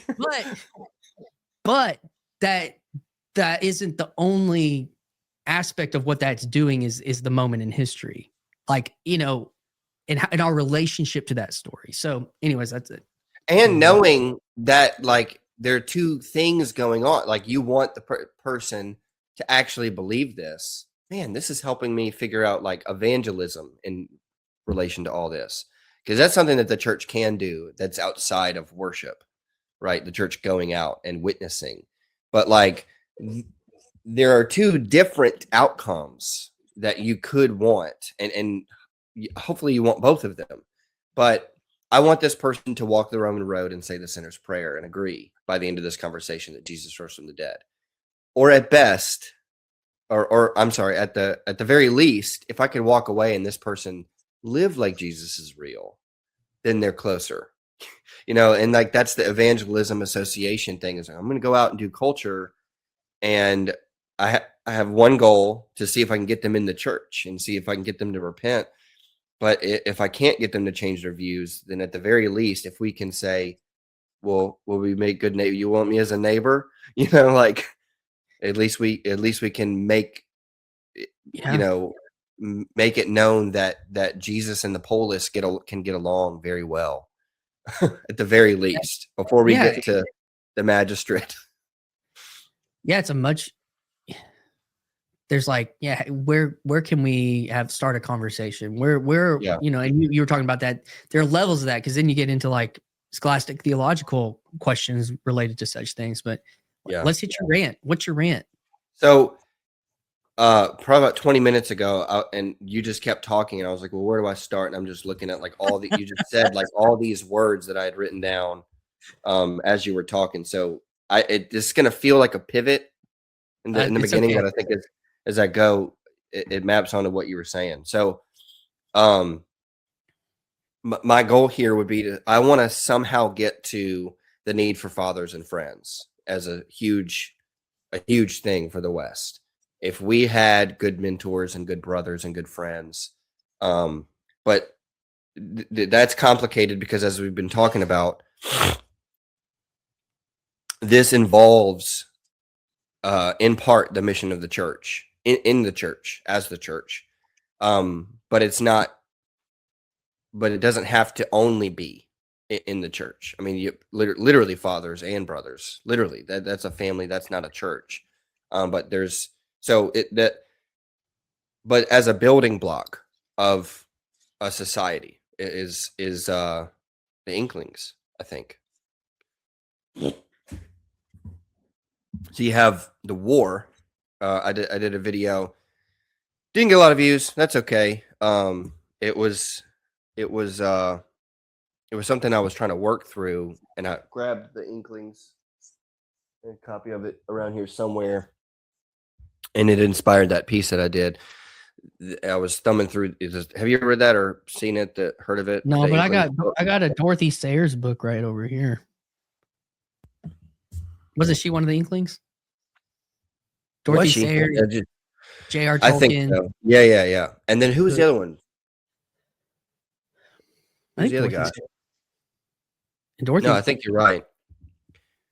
But anyway, what was so foundational for like that you talk about, I just realized I re-listened to a podcast that I had done with someone. I was like, I interrupt myself. It was Will's. I had to edit it for the YouTube video. I was like, I interrupt myself a lot. Like, I have a thought, just like have another thought, and then I sometimes don't go back. The Inklings are fascinating, because like I got this sense when I was rethinking about them that they almost needed that community, because they were staring at the previous war in a new looming war. And it's like this idea of like, we're looking at death. We're looking at some real turmoil and chaos. And Lewis's essay, Learning in Wartime, came up in that chapter as well. Like, okay, well, we can't just wait for the war to be over and then we can get back to learning, get back to the books. is this line about like, humans aren't like other species. We're combing our hair when we're at the waterfront, when we're charging in battle. Like that's the part of culture. And then I don't know what this exactly looks like. I wouldn't say this is true for all humans at all times, but it seems to have been very important throughout the 20th century is that the really good Christian cultures, like something like the Inklings, um, were like self-aware about what they were standing against, which is always like it's tough for me to say that because I think that culture probably does need more than that. It can't just be the enemy and my enemy is my friend, but it's not less than that. I think it at least has to be that. So if we're, locking arms, what are we rallying around? So obviously, if it's some kind of mere Christianity, it has to be Christ at some level. So there's your positive, so for this culture, we need Christ. But we're all saying maybe different things about who this Christ is. Man, I want to interrupt myself. But what are we against? And I think we should be against the machine. And then the irony of all of that is a lot of these conversations are going to take place in the machine, as I've been saying. But at the very least, we recognize like, okay, we're some kind of mere Christianity against the tech age that we live in, trying to fight it together in some way. And maybe we should all get off the cloud, but if we're not going to, we can't engage in it without self-awareness that that's what we're doing and that this isn't church. And then we can move forward. And I also have here generational divide. Like, I'm wondering if, picking the enemy, like I said, this is going to be really rambly, but picking the enemy is like, well, we're not identifying the machine as the enemy. It's Jews, it's women, it's blacks. Oh no, it's actually the boomers. It's all the boomers' fault. Or no, actually, it's Gen Z. It's Gen Z's fault. They're evil. And it's like it's talking past one another, but setting that aside for a second, it's important, I think, for that to inform the way that we talk about these things, because when you talk about generational differences and blaming each other on the cloud for our problems, among the many other groups that you could have picked to blame for all of our problems, these different generations are fathers and friends. And we're hating our fathers and hating our friends and hating our brothers or younger brothers instead of like, I mean, that shouldn't be a hot take for you to say, hey, Redeemed Zoomer inspired me. But it is because, oh, he's an idiot. He thinks blah, blah, blah. Like you're not allowed to think that, Christian. But it's like, but if I'm doing the mere Christianity thing, maybe I can sometimes say, well, Redeemed Zoomer does get some things right sometimes. And I don't know how much you keep up with him. I kind of do that with James White. It's like, I don't agree with James White on a lot of stuff, but because I know that I'm not necessarily doing, like, I'm not doing a systematic theology on my YouTube channel, I'm doing something else. It's like cultural. I can see James White as a friend, and it's like, and then I'll be on the phone with people and they want me to say certain things about what I agree with or don't agree with about James. And it's like, I want to talk about that, but I feel like when I'm asked that, you're asking me to do ecclesiology, and that's not what I'm doing. So I have to shift gears to tell you what I think about James White, but I'm doing something else. I'm doing something that's culturally Christian, and that James White definitely fits in that. Whatever you would think about how he would relate to you or your church, that's another matter. But knowing the two different kinds of conversations that we're trying to have, and knowing, in that sense, James White is a father, right? He is one of my fathers. I may not like, but or maybe he's my crazy uncle that I have to explain when I bring guests over to Thanksgiving. It's like, oh, that's crazy. That's crazy, Dr. White. That's how he is. Yeah. But it's like, but I can say that at a Thanksgiving thing, what I want him to preach in the Lord's Day service. That's another conversation. We'll have a separate conversation about that. And so the story being that we as fathers and friends, these different generations in the machine together, knowing that our goal is to be against the machine. Like that idea and creating that space has led me to try to figure out what the openness you were talking about earlier, what that actually looks like. And it's a really, really tricky business because I'll just go ahead and say, I'm kind of coming near the end here. I'm going to be starting a podcast. That's not why I'm on here. It's to advertise my podcast, but me and I think that we're just as reformed. He might be more reformed than me. I mean, he is in the sense that he's able to go to a confessional Reformed Baptist church and I can't. So I guess in that sense he is. But he's one of my best friends, and he agreed to start a podcast with me. And then I have another friend who I did a podcast with a long time ago about he was considering going to Rome. And now he's not, and he wants to go become a Lutheran. I want him on the podcast. Well, why would I do such a thing? Why would I do that? Well, because I feel like actually, wherever he decides to go, that's his journey. But what am I trying to do is to try to, if I could get my Reformed Baptist brother and then my other Lutheran friend and get them at the table, I feel like the guy that wants to become Lutheran, he represents a lot of the angst that he's told me that he feels in Big Eva evangelicalism, the thing that has been holding us together that feels like it's crumbling. And I want them to be able to talk to each other and represent that. And that gets back to the Inklings thing. So we were like, well, what are we going to name this?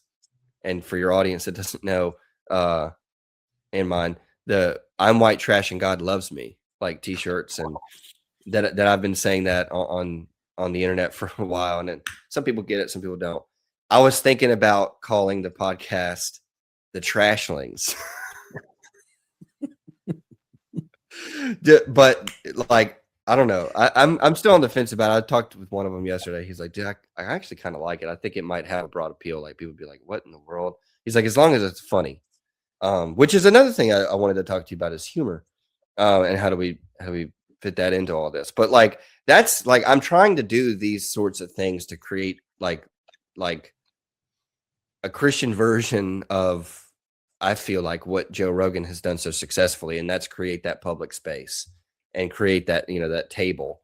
I've heard about the table motif, the dinner table motif, and how important the dinner table is, the podcast table, I guess you can call it now. But, we got to sit together, have a bush light, and talk about how do we fight the machine together. And is that Gig Eva? Is that how we approach Gig Eva? Carl Truman coined that term. And then, so one more thing, I don't know how this fits into it, but you texted me and said, I want to talk to you about why you became trad and not fash, traditional, not fascist. Is that what you were saying? Yeah.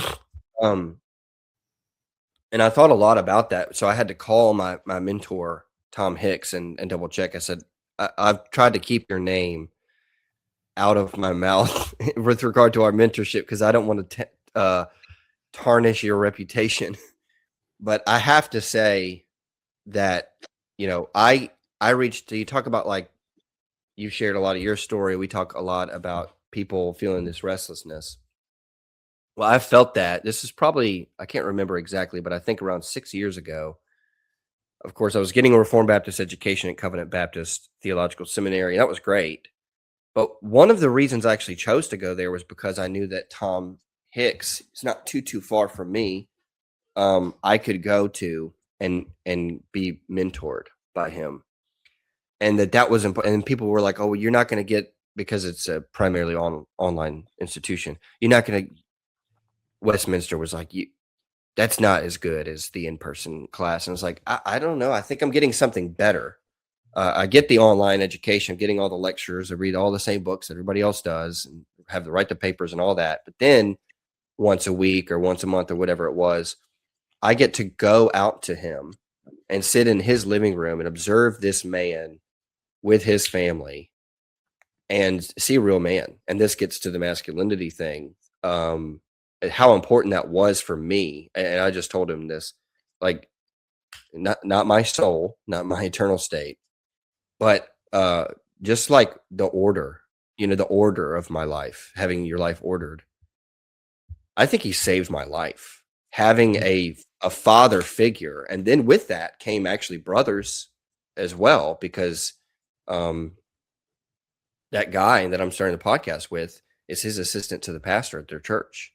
So I've been in that community. Now I don't go to church there; it's too far, and for various reasons, we've decided to not commute every single week. And we have a good, faithful Calvinist true church in our area. We go to that. We're very happy there. Love our pastor and our people. But I'm friends with them, whatever that looks like.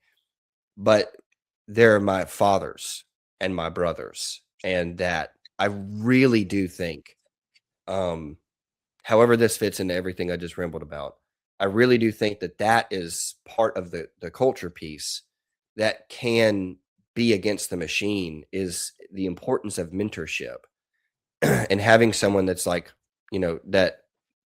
that young men can look up to and say, I respect this man. And when this man tells me you're wrong, like you got to take it, it's like you're going to, and what I appreciate about Tom so much is that there were times which it felt like boot camp. Not like he gave me a ton of homework or anything, but like in terms of the doctrine and the ideas, I was put through the ringer and expose my own pride so often, to have that accountability, that strong arm, and then with all the personality differences, we're very different people with very different quirks and personalities and idiosyncrasies, and then learning to live, and in that space. I feel like I feel like I'm really doing poorly explaining that, but I think that, a lot of the Groypers, for example, if they had that, whether it's their own biological father, which I have a great biological father. Somebody commented recently, like, you have no idea what you're talking about. If you've never seen, we're talking about a dearth of father hunger is another term I've recently heard, like father hunger. It is a real thing, I think. And the Jordan Peterson phenomenon speaks to that issue. But then I had a couple comments who were like, I know tons of good pastors, tons of good fathers. I had a great father. I'm like, I had a great father too. That doesn't take away from the fact that this is a larger cultural conversation that maybe your experience doesn't perfectly map onto, but the trend of, let's say, the Groypers or people going to EO or Anglicanism, and like the anxiety, it means something, and you can't delegitimize that this is the experience of a lot of people, and that I think that I would have gone to some dark places had I not found someone that I respected, that I wanted to like get in my face in the most loving and firm way possible, and tell me this is the way the cookie crumbles, young man. I think that a lot of young men need that, and they don't get it, but they go to 4chan and they're formed. Come on, the liturgical formation of 4chan of a young man's heart, and they become violent and radicalized and all those sorts of things. So thank you for coming to my TED Talk. So, I mean, that's what this is for. I mean, I feel like I have talked a lot. You've asked me questions, but like, I mean, that's as you've engaged on your channel with, some of the Fuentes stuff, Joel Webbin, all that whole side of what's going on in the culture, that's the other piece of like, I've engaged with it some on my channel.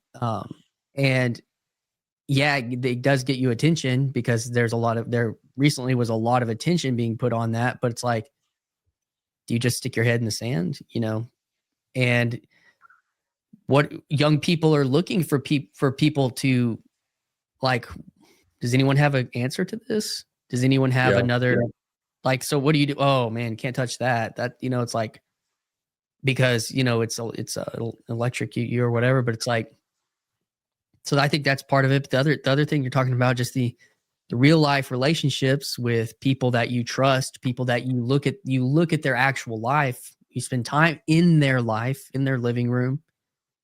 And it is, it's not funny. Peterson's,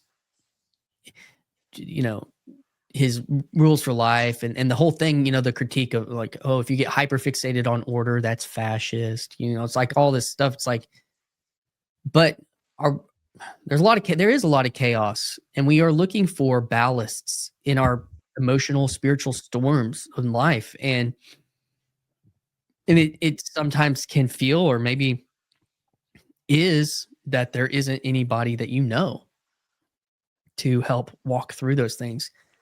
Um, our relationships with our fathers are different than our relationships with an uncle or a spiritual leader.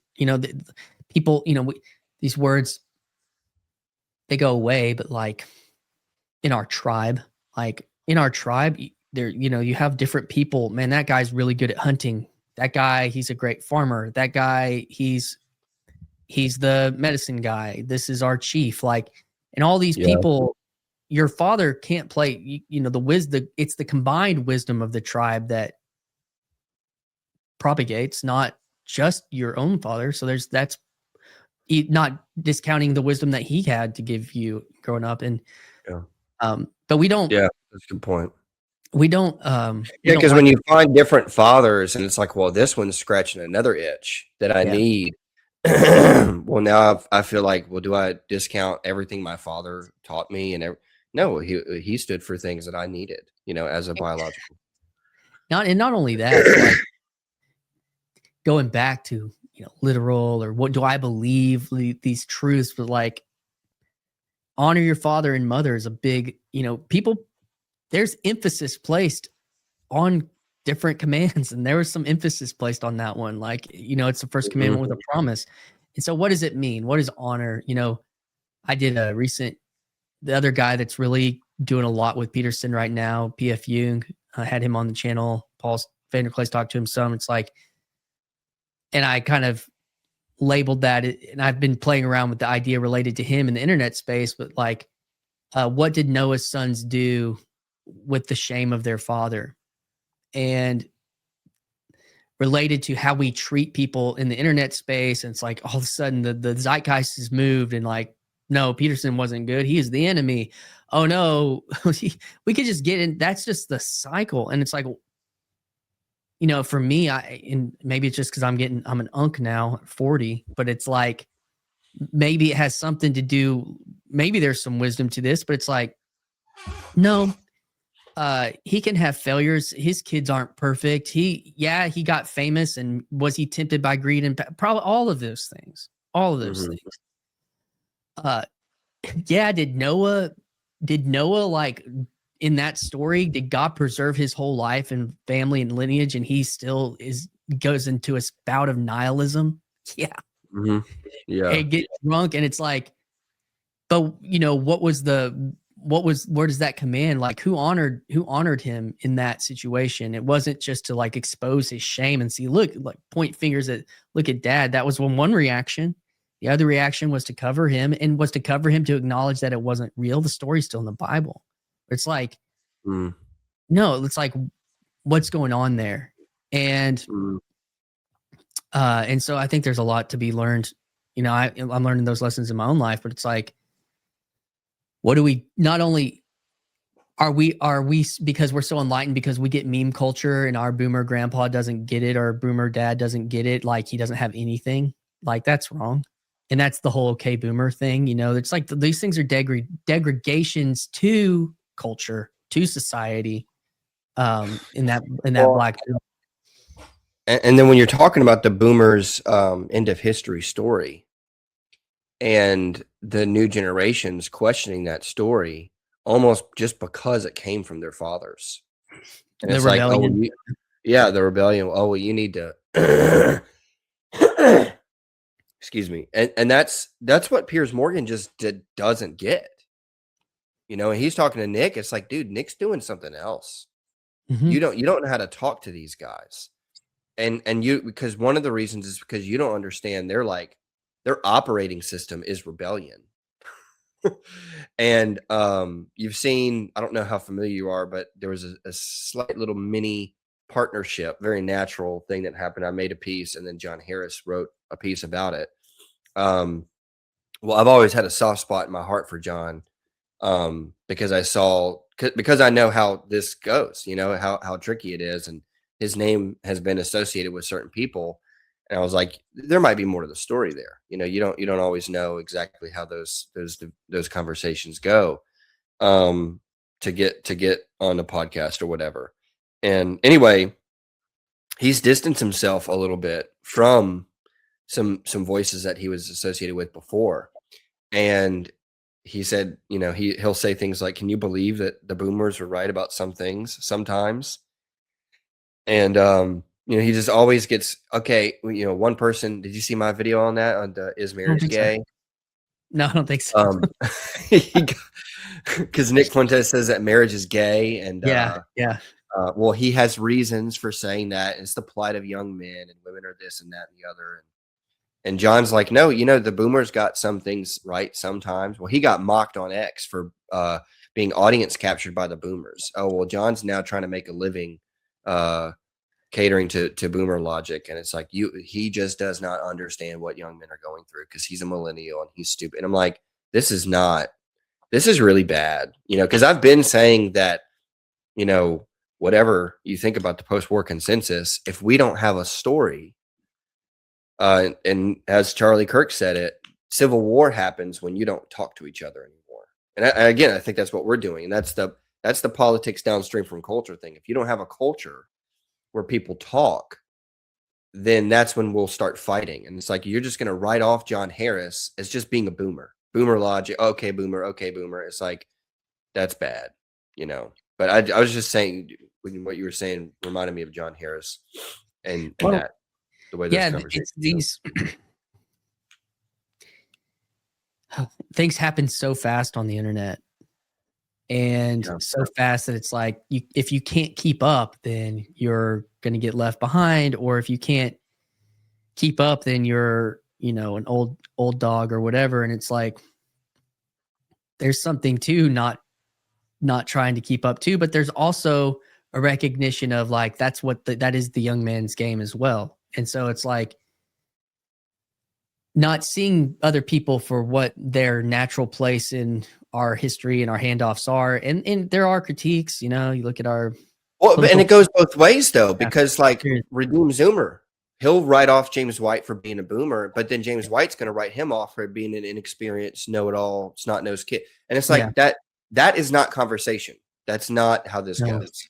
And I think, again, like, tracing his Redeem Zoomer's trajectory, like, I think that his tone and a lot of things have changed since he spent almost a year in seminary. He spent some time, and he has people big in his denomination in certain ways, kind of like what happens to you, is like, there's people coming in and looking at this. I mean, people can have all sorts of motives, but maybe there's a motive to be like, hey, let me help smooth around some of these rough edges, and if you really, hey, young man, if you really believe in what you're doing, you're not going to get very far doing this, and as much as the young energy doesn't want to hear those things because it's more exciting, or you're like getting off on just like, spouting off, like, there's wisdom, there is real wisdom and about how other people, and how if you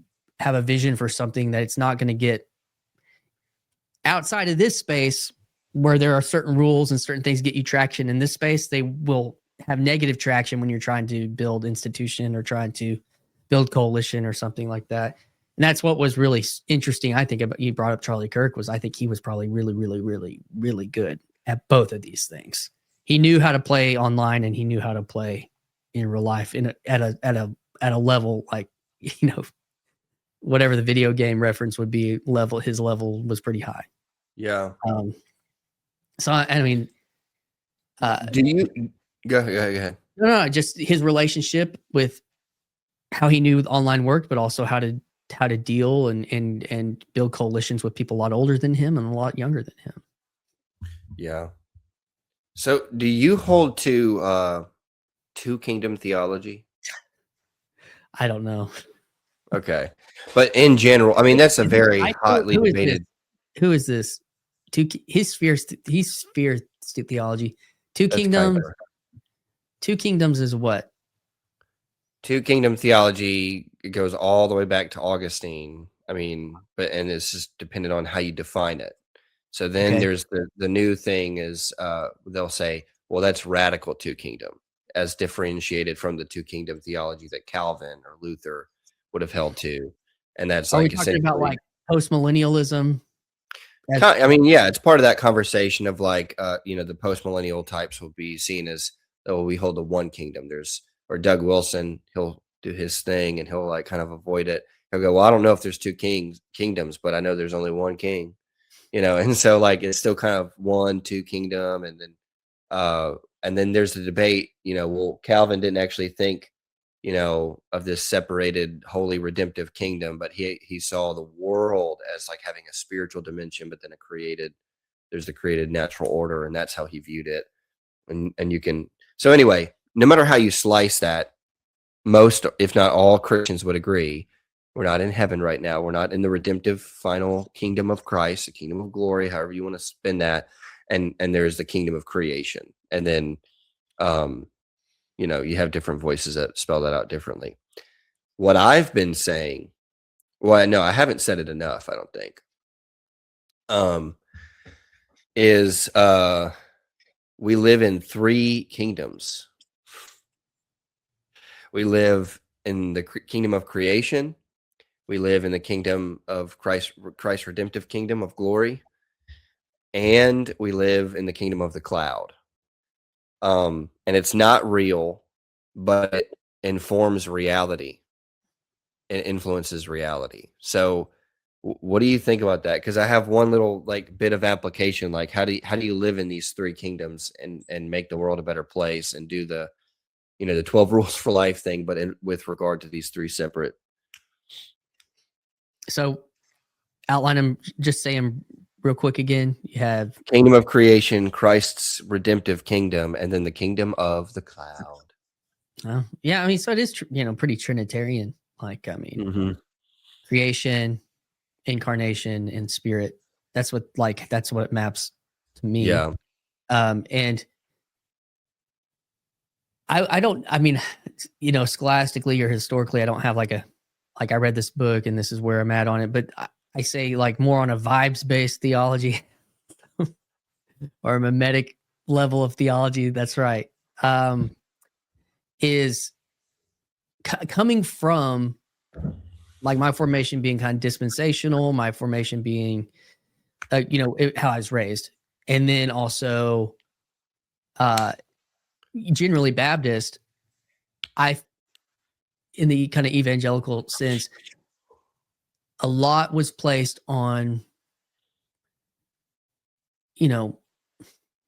which part of that, I don't know how to land it exactly, but in my adult life, I'm trying to emphasize something other than was the emphasis that was where it was placed on in my formation, because if something's really super emphasized, then you're going to be anemic, like in these other areas. And I think, like the thing matters, like going back to, and I don't know exactly where you're going with the clouds, but well, I think the cloud like connects these two realities. Like we're having religious conversations in a public space that's not the church.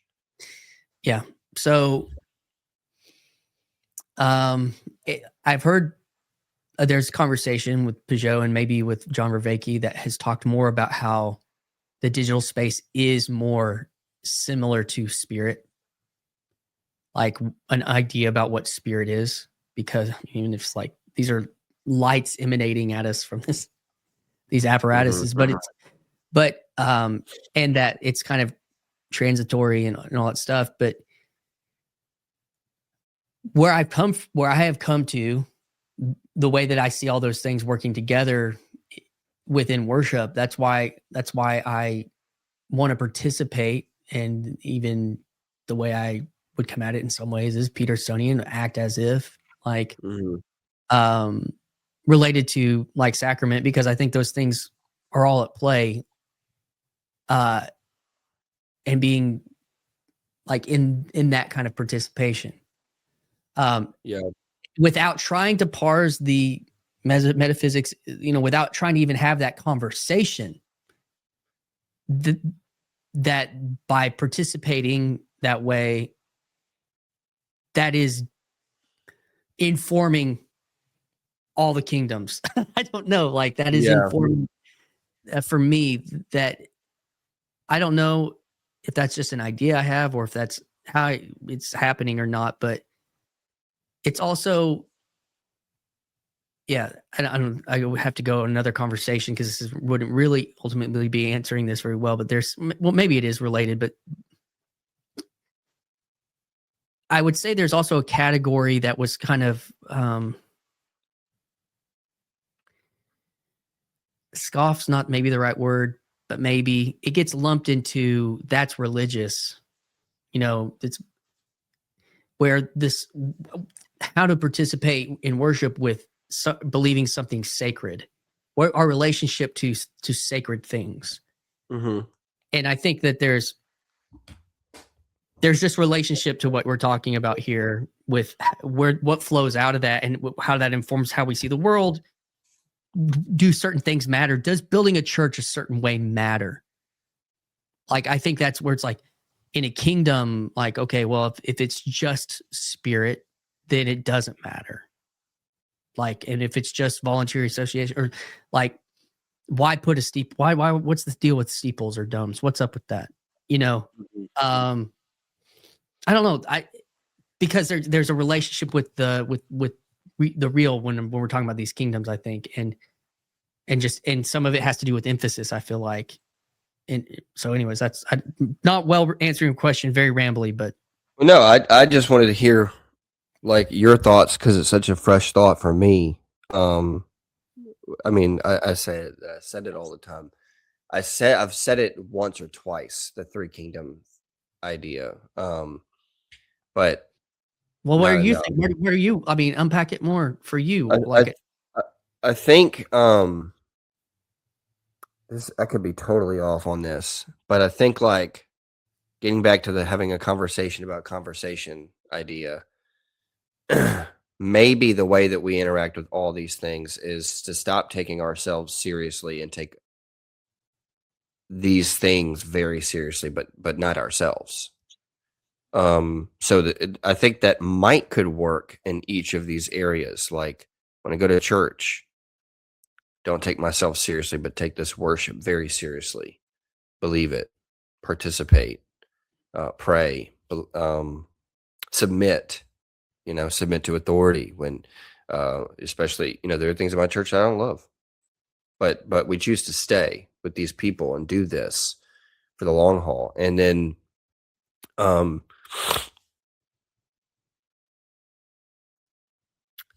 and then the world outside of the church, I don't exactly know, but I think maybe it's like the whole touch grass thing. Go touch grass. Take this matters. Do I have to have the categories or even borrow from the categories of EO to be able to say that matters? I don't think so. I can say that like they would say it, but have my own Protestant distinctions that lead me to say matters. And I don't know if this is relevant or not, but I think starting about 4 or 5 months ago, maybe longer now, I was a bad week. I was like way too much Nick Fuentes getting ingested into my brain, and I like went outside, and maybe it was around the time of the Matthew Barrett thing too. I was like, do I really believe this stuff? And so I started a daily reading routine and prayer. And I mean, I'm talking about Bible, and theology, and then family. That was also important. Like we have to, I don't know what your thoughts are on this, but like I am now of the opinion that you should read your Bible and pray every single day and have like those personal times with the Lord. Just reading C.S. Lewis talk about how important that is. And family worship. I think actually in our confession, Tom pointed this out. I'd never noticed this before. And it's probably in the Westminster too, although I haven't checked. In private and family devotions daily, it says in the confession. So And you could probably prove that from scripture, and also to say it's consistent with the Reformed tradition that you should be worshiping privately and with your family every single day. That so back to the touch grass thing. Well, then I started walking, so now I'm walking every day, and I would go outside. And I heard someone on Rogan's podcast, I can't remember who it was, talk about how he just sits outside first 3 hours of the day, just takes the sun in and just reads. And that's kind of became like a pretty important habit. I noticed a qualitative improvement on the channel as well. And I think this just gets back to Peterson. Like, just take care of yourself, like, um, clean your room, and just go to sleep at a decent time, wake up at a decent time, and just have like those things that we take for granted. Um, at like the start of every single day, we don't realize is like impacts the rest of the day, the rest of the week, the rest of the month, the rest of the year. It's like these little bitty habits. I'm sure James Clear would have something to say about this. Like these little habits that I build into my life that form me for how I engage. And so touching grass, like, I mean, speaking of Paul Kingsnorth, I've been listening to the book on long walks with my dog. And like, I feel like I could say, you know, this would change the world. Maybe not that I'll change the world, or maybe not that TLC will change the world, or maybe not, there's no, I was on a phone call with did you hear about the Sam Renahan falling, the Reformed Baptist, did, Was was in an this adulterous relationship, and this wasn't at no, that I was thinking about Sproul's church, but keep going. no, this was somebody else. It was very niche in our world, and it was absolutely gut wrenching because he probably was the best. Who was the other guy though? Recently was the Was that Burke? no, the big author, um Surprised by Joy. What's his name? You not not Eugene Peterson. More Surprised by popular. Joy. Is that NT Wright? I think that is NT Wright, but I'm thinking of this other guy, that big name evangelical guy that. But anyways, you can keep going. I mean, all of them, all of the above, like these Mhm. things that happen. I was on the phone with someone recently after that had happened, and he was like, "We agreed. There is no silver bullet." That's really stuck with me. There's no silver bullet confession or seminary or church, Yep. um, or community or cultural endeavor or podcast or anything. Like there is no that's the lesser magistrate thing, like lesser of two evils, lesser of two evils in politics and in culture. When you're talking about like what we do outside of the church, it's not going to be perfect. So like, what do you? Will Spencer said this in my latest. Like, are you who you say you are? And another maxim that I live by, I think Hudson Taylor said, a man is what he is on his face before God, that and nothing more. So this gets back to like the authenticity and the sincerity, which Baptist theology has tons to say about this, saying regenerate church membership is a huge push against hypocrisy, and so I want to go and live in the world and walk and breathe air in and like take ownership over myself, ordering myself, being authentic with myself and before God, and then in my relationship with others. And then when it comes to the internet, that third kingdom, so it'd be like that was the church and then the world, and then the third kingdom is like this connection of these two silos, where it's like me going on walks with my dog is not a church activity, right? Right. I'm walking, I'm exercising, I'm even reading, theology book, even reading the Bible. It's like this is not the same thing as a sermon, but here I am reading. Um, but then when I get on the internet, all those things come out, and then I enter into this space where other people who've gone to church, they've connected with God, and maybe they had touched grass or not. Maybe I'm interacting with other people who don't have hobbies. They don't, shoot or fish or hunt or, they're chronically online. But like, anyway, I feel like I'm just kind of repeating myself at this point, but like, it's that Jordan Peterson, Mother Teresa kind of like thing of like, if you want to change the world, look in the mirror. And like, I feel like the starting place for that and how to like engage with all of these things is, so when you're on X, don't take yourself too seriously, but take other people very seriously and take God very seriously, take the idea seriously. And that's like, I feel like that's a roundabout way of saying, this is how you can achieve respect. Like, you can get respect. You can have respect for yourself and respect for others, respect for the ideas. And I feel like humor has got to be like a really important piece of that. Um, a little shout out. I did the King of Kings video, and James Baird reposted my clip on X, and he was like, "I love the Clorox microphone," and he always types in like no capitalization, so he comes off as like that disc you know, the over it millennial vibes. And it's like, you kind of have to like give into the vibe anyway, but he's like winning a lot of battles. And I disagree with him a lot on a lot of stuff, but he's winning a lot of battles because he doesn't seem to be taking himself too seriously, but he's taking the ideas very seriously. And he seems to be, in my opinion, he seems to be taking other people seriously, but like in all air in the church, like C.S. Lewis has this line, Screw Tape tells his nephew to get the man in a congregational church to dwell on every single thing that he disagrees with and not the things that he can thank God for, and have him church hop. But those kinds of things, like, well, what if I'm taking myself and my thoughts about everything way too seriously? I'm not taking other people seriously enough. I'm not taking this church seriously enough. And that's kind of like the Hebrews 4, like, you should probably go to church in faith and live life in faith and touch grass and get on the internet, just know what it is that you're doing while you're there. I don't know. I'm definitely rambling at this point, but Man, a lot there. yeah. Relating to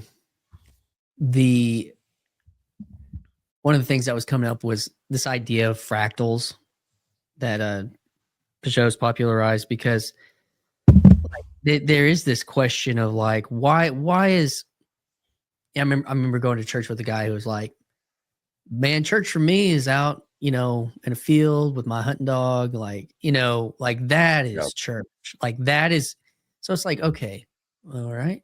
And then you go to someone like the other complete other side, and it's like, I don't know what the heck's going on, but this stuff is so sacred and so liturgical. No, this is holy. This is church. And you're like, okay, well, Right. and there's something being able to recognize that these things are happening, but they're happening at like different levels and in different places of reality. But something the same is happening, but it is not what is happening when you're in this other place. Like getting up and having like a morning liturgy is like going to church, but it is not church because you're not in a body to get you're in your body doing it alone. And that is a fractal of what then happens when we come together. And there's a relationship, and there's mirrors and images of, having a morning meal with yourself and sitting down and contemplating, and then opening up the word and then partaking. And, like these things can play together. But being able to like recognize them as a fractal of something true throughout the whole thing. And then when I go to church, like it's not me having breakfast, and I'm kind of like a little bit bristle at coffee culture at church beforehand, because I'm like, no, this isn't breakfast. This is something more than breakfast, but it's not breakfast in a way. We are going to have a meal, or we are going to have community, and the word's going to be open, but it is something maybe more sacred than, in a way, when we're doing it together, because there's also other kind of meals that are like feasts and joy and like, cookouts and so it's like, it feels like things have a place, and this goes back to like, why does it feel like the church should be in the center of town? Like, what is there? Why do we feel like things should have a place? It's not is it not, maybe it's not arbitrary in a way. However, why did the cultural evolution happen in the 60s? And this is another question. It's like, because there's probably was a rebellion against my dad making, quote unquote, my father making us do church, do scripture reading, devotional every single day. And at some point down the line, is that child going to be like, man, there was something really good there? Probably, likely, even if they don't want to admit it, or maybe they do admit it. But like in my own life, like haven't done that very well. Different seasons, Bible reading, personal Bible reading and stuff, to be honest, like not been a good pattern. It was like during Advent. And I would say something that I'm trying to orient my life around related to something like that is like, it's hard. Some people are good at sustaining those kind of practices, and maybe we all need to sustain. Maybe that is the answer. Maybe that does save the world, like you're saying. But something that's helpful for me, coming from a kind of like, if you're not doing your quiet time every day, like that line in the back of my mind, because I know that you've probably wrestled with that too, even though there's like a goodness in this season for what you're doing. Is to like, I've kind of mapped that onto like, I think that something about the church calendar, like participating in something like a church calendar, like why is there not football season? Like, why does the NFL not go every Sunday? Like, because there's a natural sense that, well, we need some time off and I need to heal. And there's a different pattern that's going to be. And why is there not hunting? Why is it not deer season every day of the year? Because, well, they need to replenish, and maybe, whatever. It's not that the habits were bad, but it was like the reason why the habits are there. And we forget that. And that there might be some wisdom too, that, hey, I'm going to push for Advent on my reading. I'm going to push for Lent for my reading, because that allows me to kind of have something in my mind that's more realistic on like a goal towards. But if I like say 365 days, like times 30 more years, I'm like, I don't know. Probably like that's the scale. Like I'm probably like, I don't know, but maybe, so for me, that's kind of how have started to approach like something like seasonal things, but I'm not even, I'm part of me wants to go there and say, well, this is how we're going to save the world. You do family worship every day. I say things like that, Yeah. I will say things like, well, the left is destroying our country. Like I'll say things like that, but there is a bigger picture, and there's even a bigger picture behind for me, what feels like, an embrace of that personal daily ritual. And I think it's the fellowship of the ring. I think it's the idea of like, that gets back to, we want to be surrounding something good and also standing against something bad. And if what is bad is the machine, that we stand against that together. But what if there's another sense in which, because of Ecclesiastes, that it's not just the machine, it's death and hell. It's this fallen world that we live in, that generations forget, oh wait, we're all gonna die.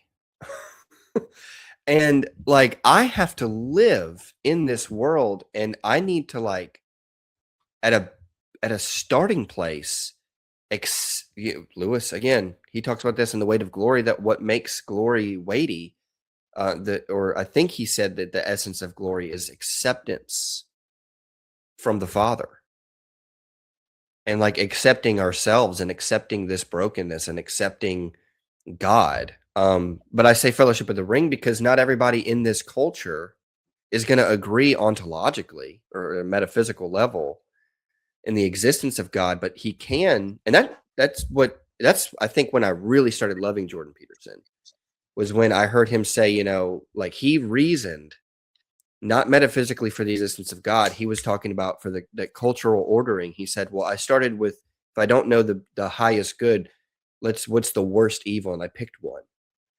And then I worked from there and started to find order by starting with the lowest evil.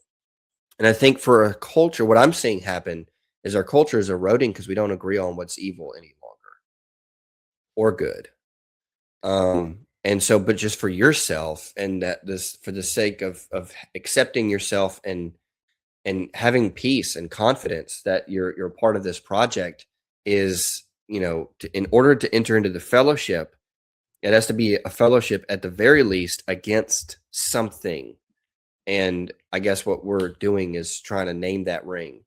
What are we standing together against? Who is the enemy? And it has to be, I think, probably death and the machine. I don't know. Or the machine is death, or Yeah. There a couple things together. There was a guy who did an early documentary on Jordan Peterson. I think it was the Glitch in the Matrix. His name was John. Man, I just blanked on his name. Maybe not John, but he had his YouTube channel that he did that on was called Rebel Wisdom. And Peugeot said, like, you're building, and this is a little bit of a critique on like Protestantism, is like you're building on what you're building something on what you are against. And so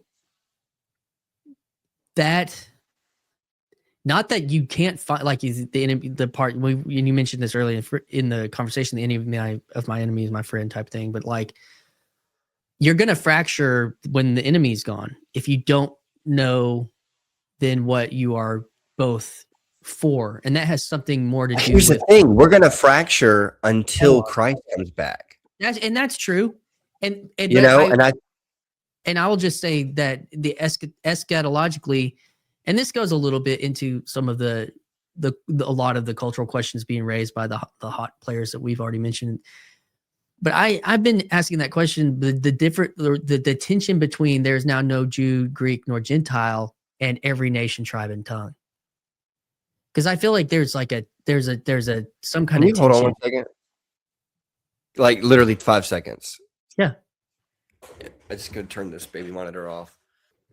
Yeah, the difference between, or the tension between no Jew, nor Greek, nor Gentile, no father, son, whatever, or and the eschaton being every nation, tribe, and tongue.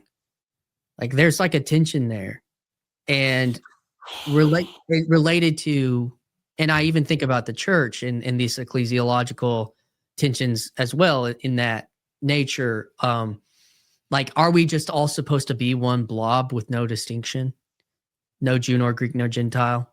Or they're Ethiopian churches, and are there, and like, I've got a lot to say about what you just said.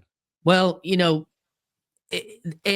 that goes to this: who are we for, and who are we against, and what is evil, and the things that in our culture that are popping up in those arenas. And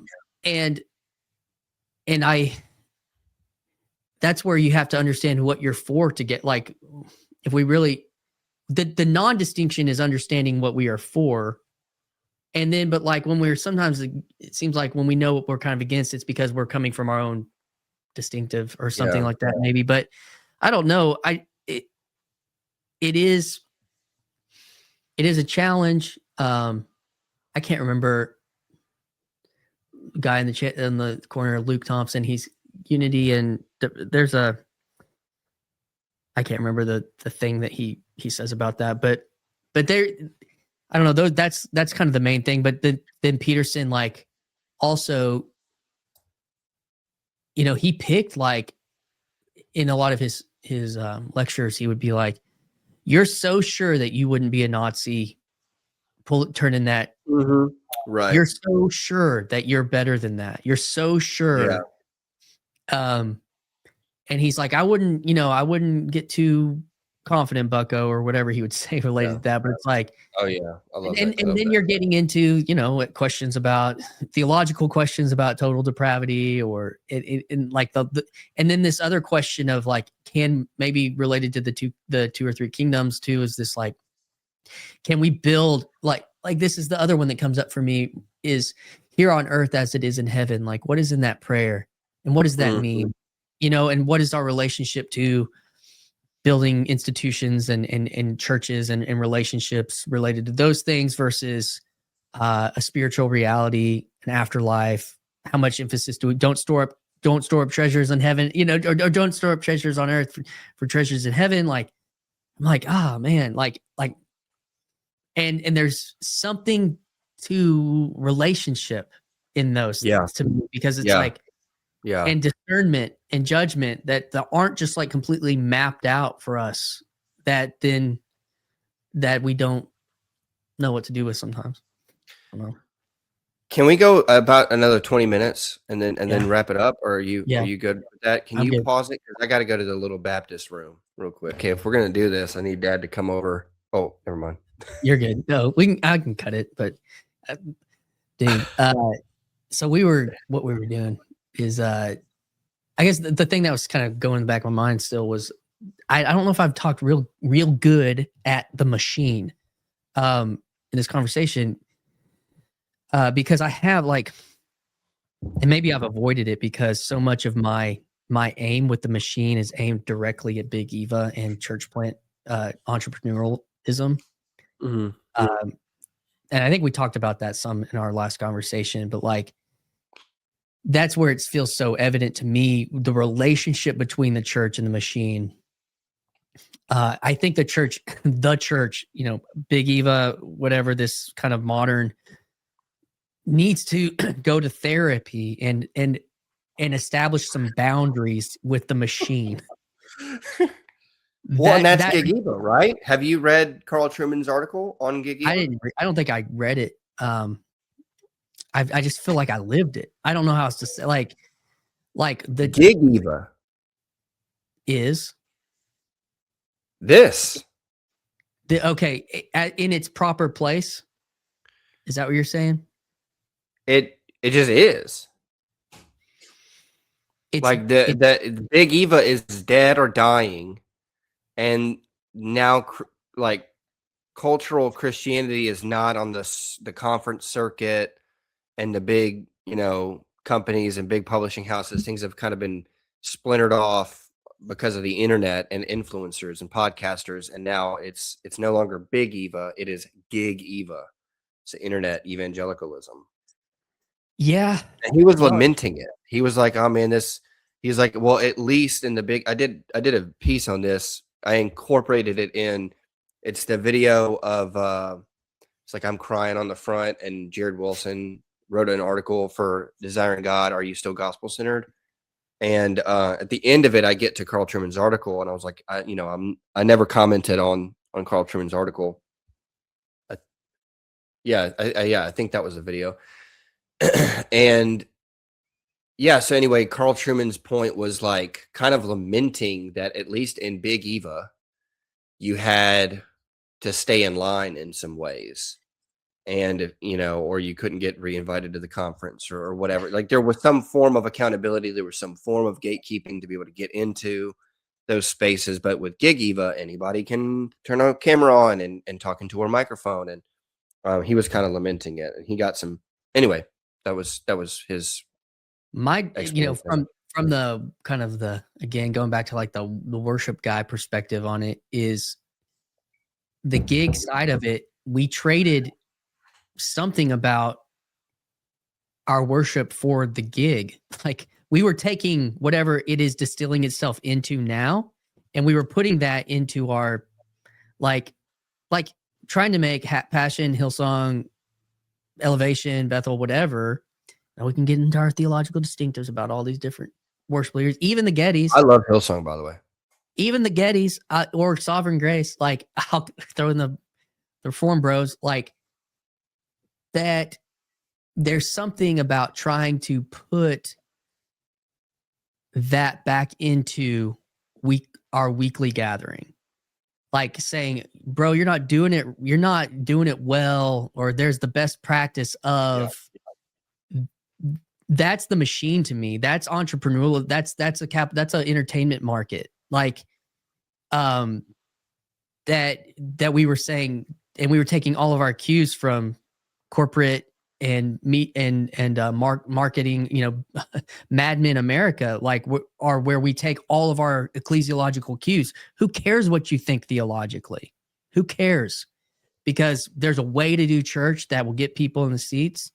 And that way, the best way to do that is with really great marketing, really great AV team, and it, like all this covenant, all this membership, all this accountability. It don't matter. Like it's all about what's the word? Not critique, how you do something, technique. It's just about technique and getting people to have subjective spiritual experiences. You get a good technique, you can get good spiritual experiences, you can attract a lot of people. That's church. That, to me, who cares if you're Reformed-ish? Who cares if you're Pentecostal? At the end of the day, when you're getting up to that level, and that's what's influencing what people think they should be doing on Sunday morning. That's why I get really intense about the formation, like the what are we doing together thing, besides just what we think or what we agree to on a confession. Because the way in which our theology is, that's why I kind of like that thickness. Like, that guy in the pew didn't have a theology that could like push. He didn't have a theology that could push back my modern worship. Because we couldn't. Tradition ultimately is religion, and religion's the devil is the enemy of your personal subjective spiritual fire. And there is a relationship there that has to be reckoned with. That to me is the machine is Mad Men.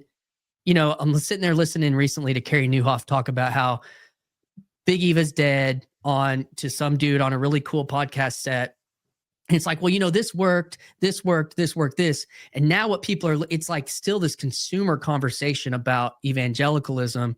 It's consumer conversation about people want liturgy. People want this. So it's like, okay, that's not talking about, it's just about this, what's the right technique from That's the silver bullet thing that I'm talking about. Yeah. That you can even do that too. You can do that and become a Protestant. Yeah. And you're still just looking for a silver bullet or that consumerism. And it's an amazing book, but it's like, well, what if even Kingsnorth in part is doing that with EO? It's like, well, but if you just come over, you know, over here, you got more answers for you. And it's like, and then you talked about it. It's like you wrote a book against the machine, but he kind of used the machine. And that's, again, I'm a YouTuber. My audience is, you know, people who hate YouTube. But it's we're touching on the inescapable like reality here of entering into that conversation requires utilizing the tools in the machine to critique it. And the EO bros are doing like that, like him and like Nathan, what's his name? He used to be Reformed, Dutch Reformed, like Nathan Jacobs. And he's using Lewis, like he's doing this class where it's like, hey, Lewis, the East versus the West, and I'm going to give you Lewis' perspective. But at the end of the day, he's trying to get you to the East but it's like, whatever. Like the thing about though is I do think that this is it's actually a better perspective to see this as a market. But then like what the Orthodox and like some of the high church, even though the ones that don't even believe in it anymore, like the LCMS guys that are like, no, we need like what I see, you know, what we see, elevation or whatever they think, we need that.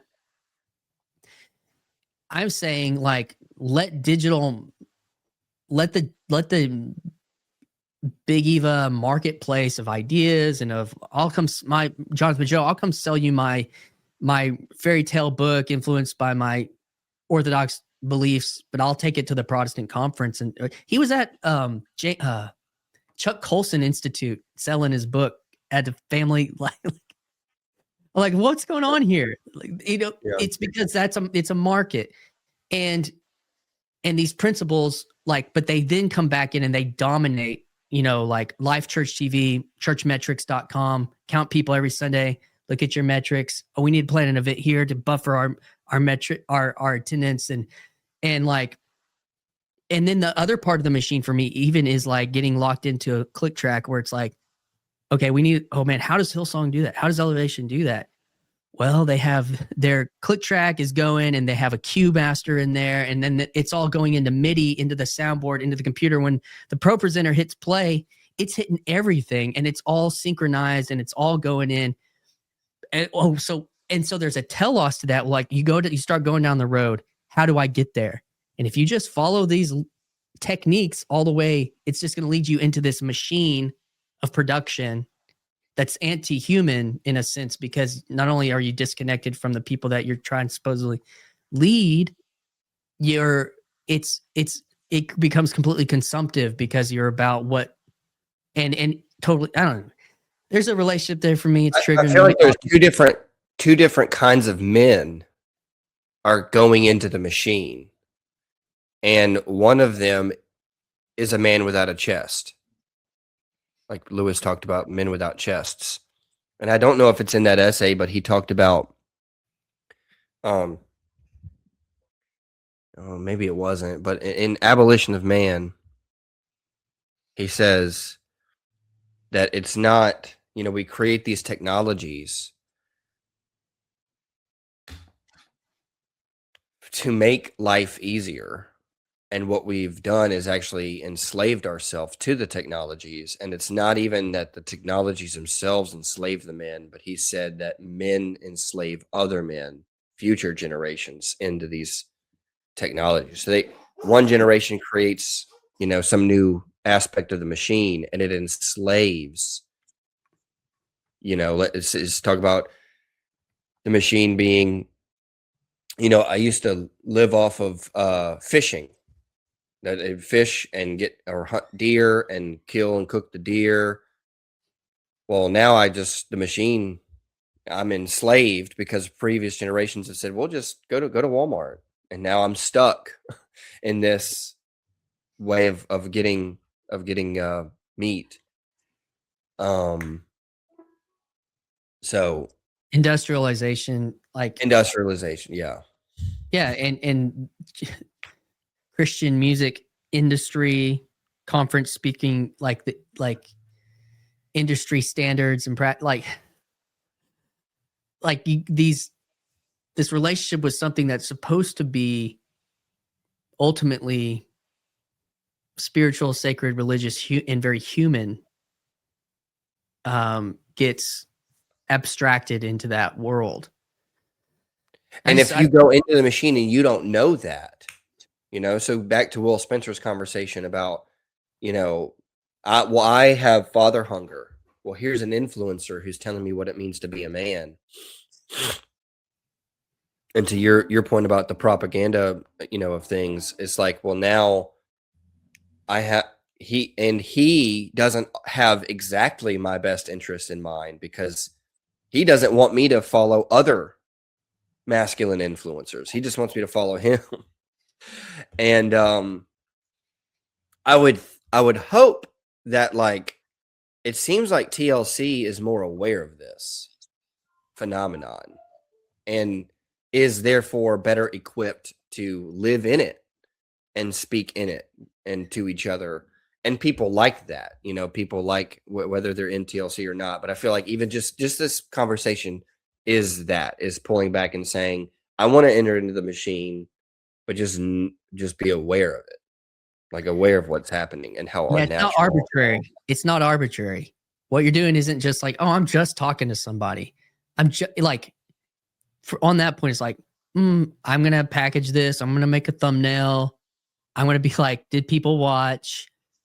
Like, that's also present. Yeah. That's also real. And to get on and to put forward something that's like, oh, no, I don't know. No, I'm just here for the ministry, bro. Or, like. Well, we haven't even talked about virtue signaling.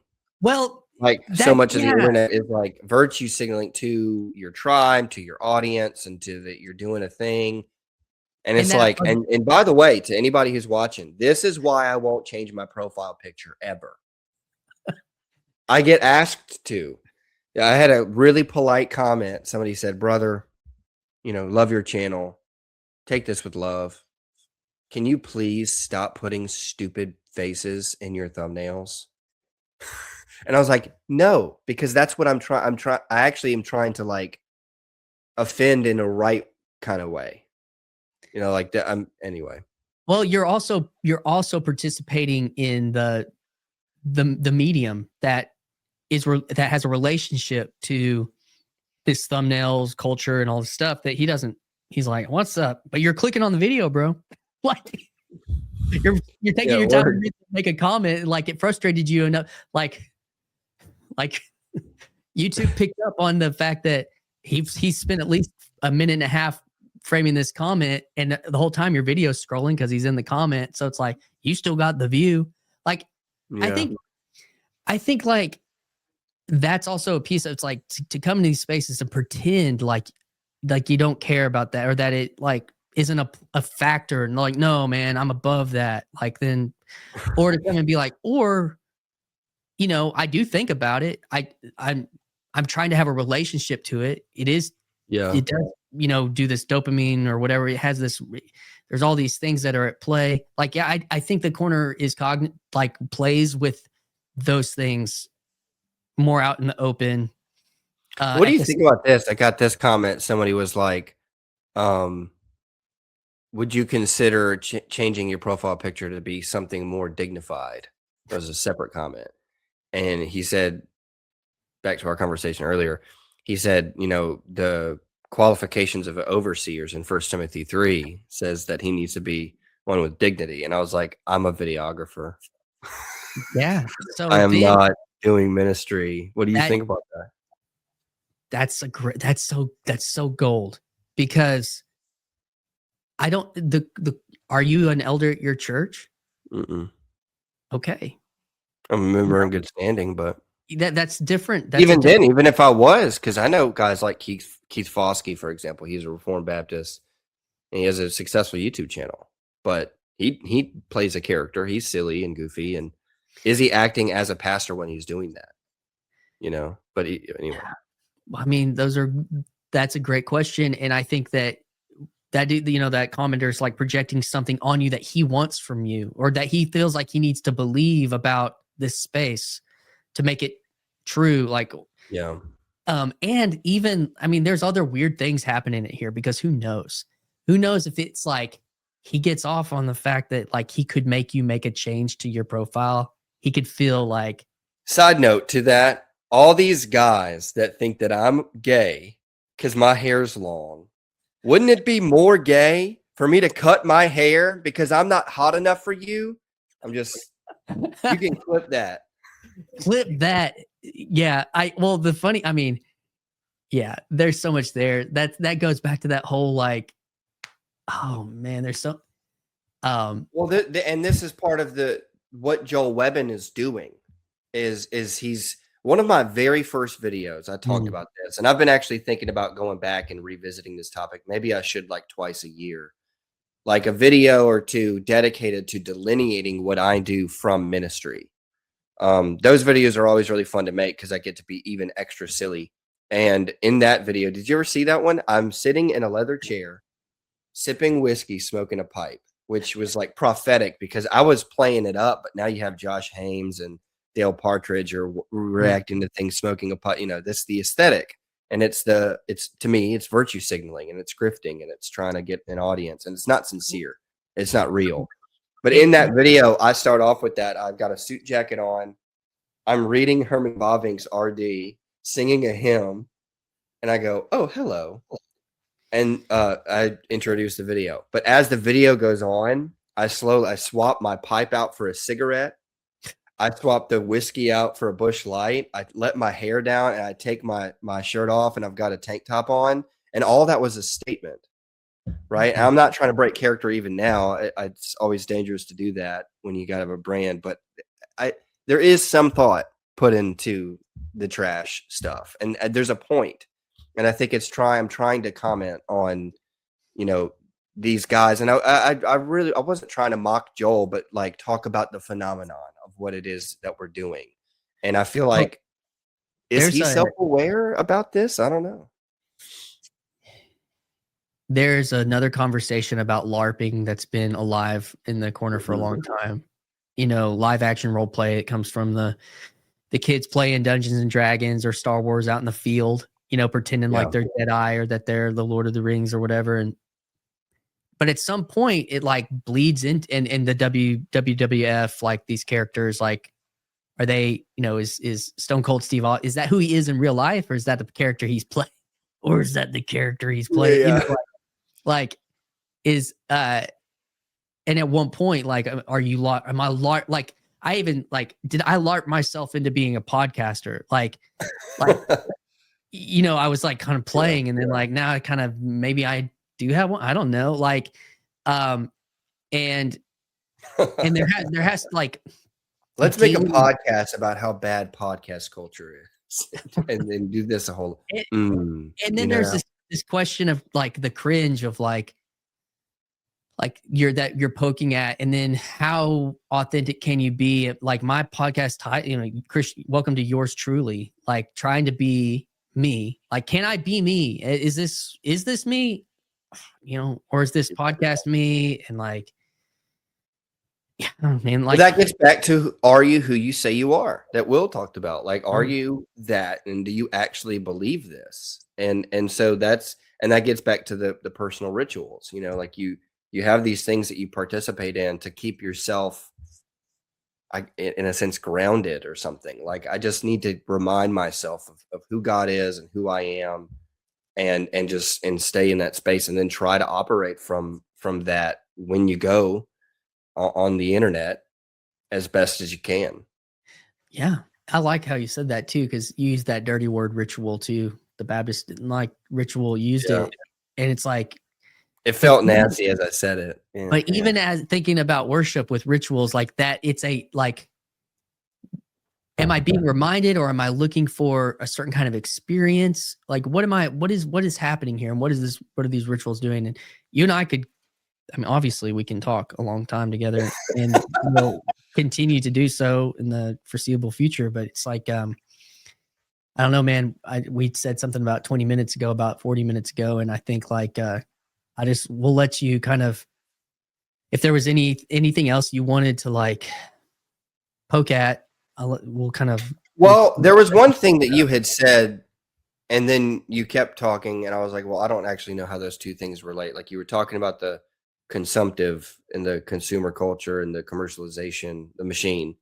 And right before that, you had been talking about like no Jew or Greek, no male or female. How do those things like correspond for you in your mind as you were saying them?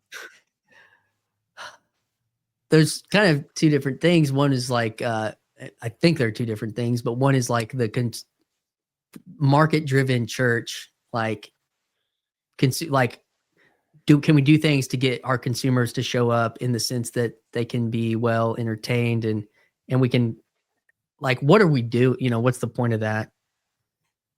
And then that's kind of the separate thing about the every nation, tribe, and tongue versus now no Jew, Greek, or Gentile tension is, it goes, I've been pushing this out a little bit. But I was watching this young Gen Z guy, Elliot Betwick, who's got a podcast. He's trying to do like Chris Williamson over in the UK.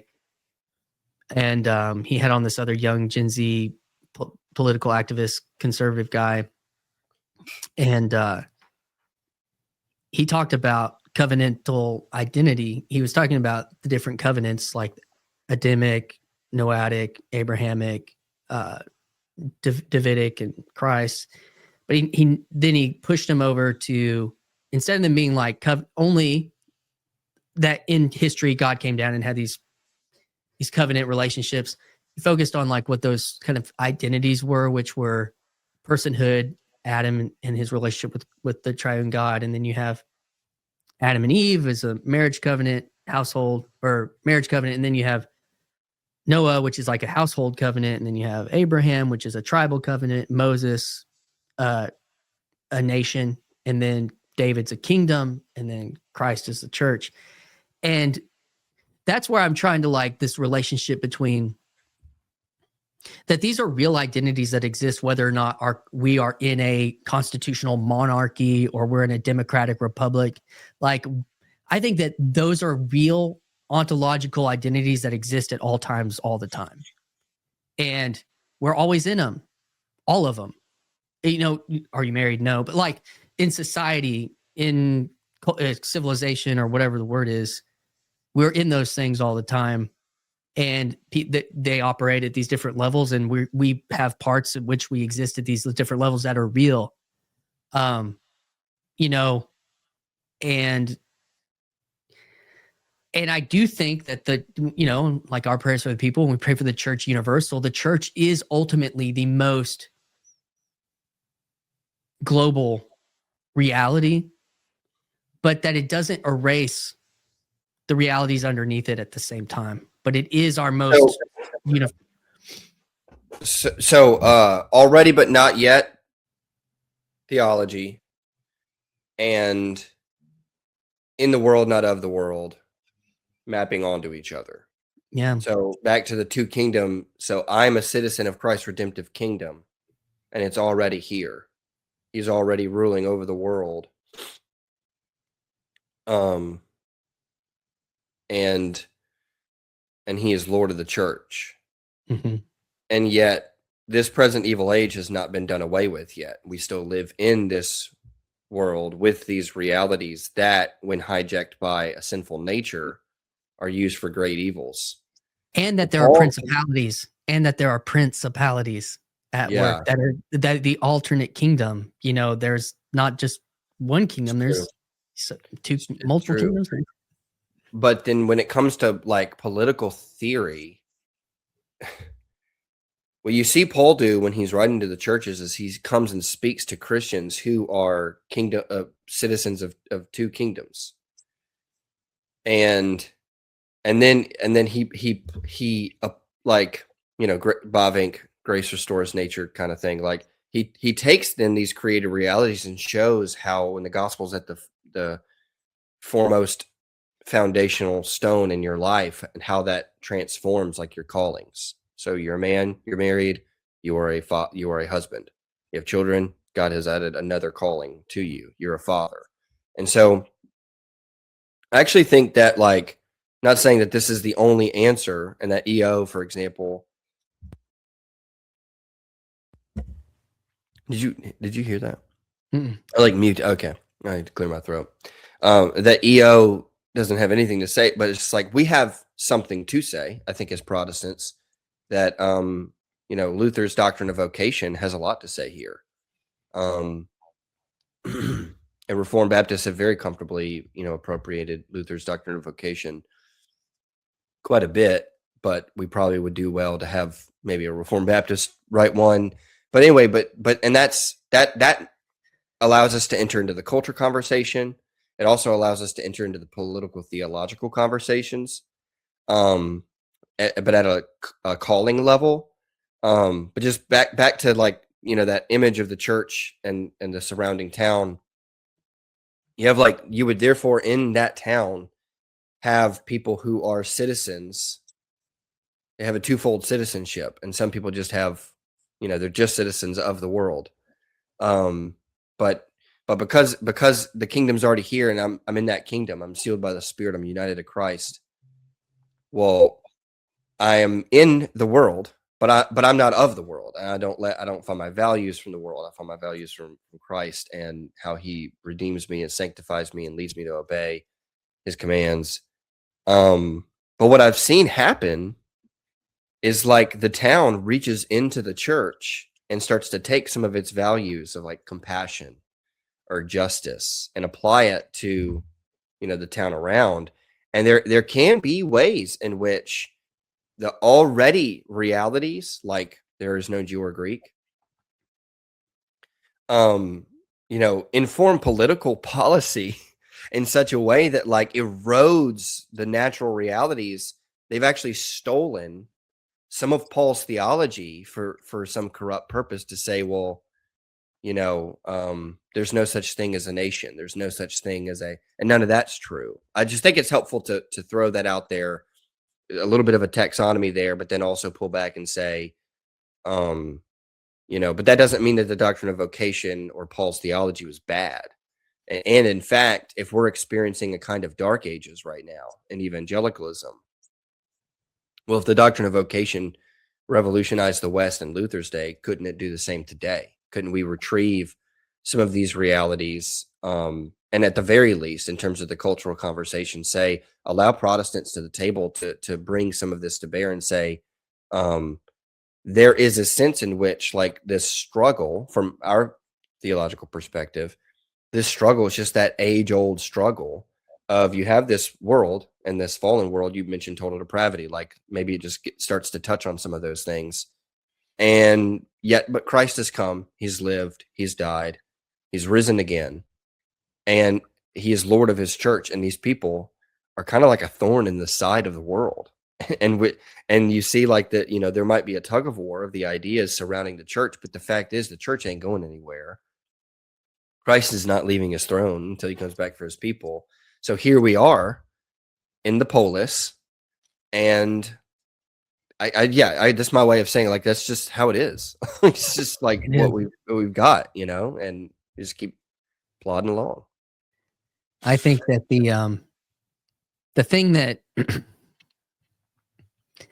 this is like a psycho, and I guess the psychoanalytic take on some of the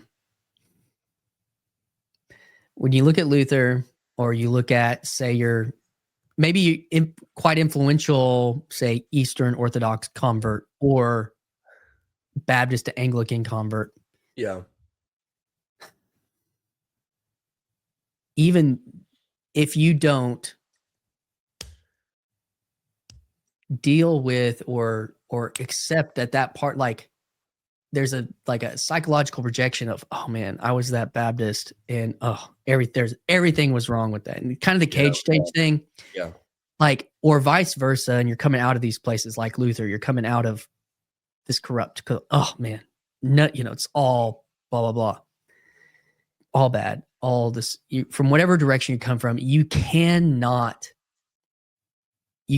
make the first 30, 40 years of your life go away. And all of these people that are like going into EO or Catholicism, and that may be the difference being if they were pretty like serious, say they were a serious practicing Christian Baptist, Reformed Baptist, whatever, and then they go and they like cross the river or go to the east or whatever.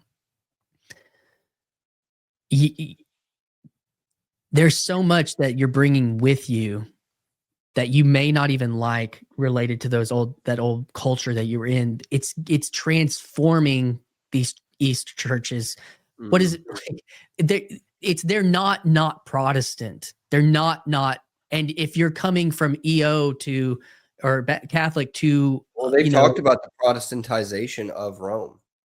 Yeah, like that, and there has to. That's like there's this pretend like posturing on the internet that like, and all these young guys that weren't, maybe they were atheists or weren't even raised religious, and now they're Catholic or they're whatever, and they're like, everyone's wrong, and look at these statements. It's like all you're doing is bringing your same kind of like atheistic, I'm right, you're wrong thing to the table right now. You're not like, yeah, and I just think that's.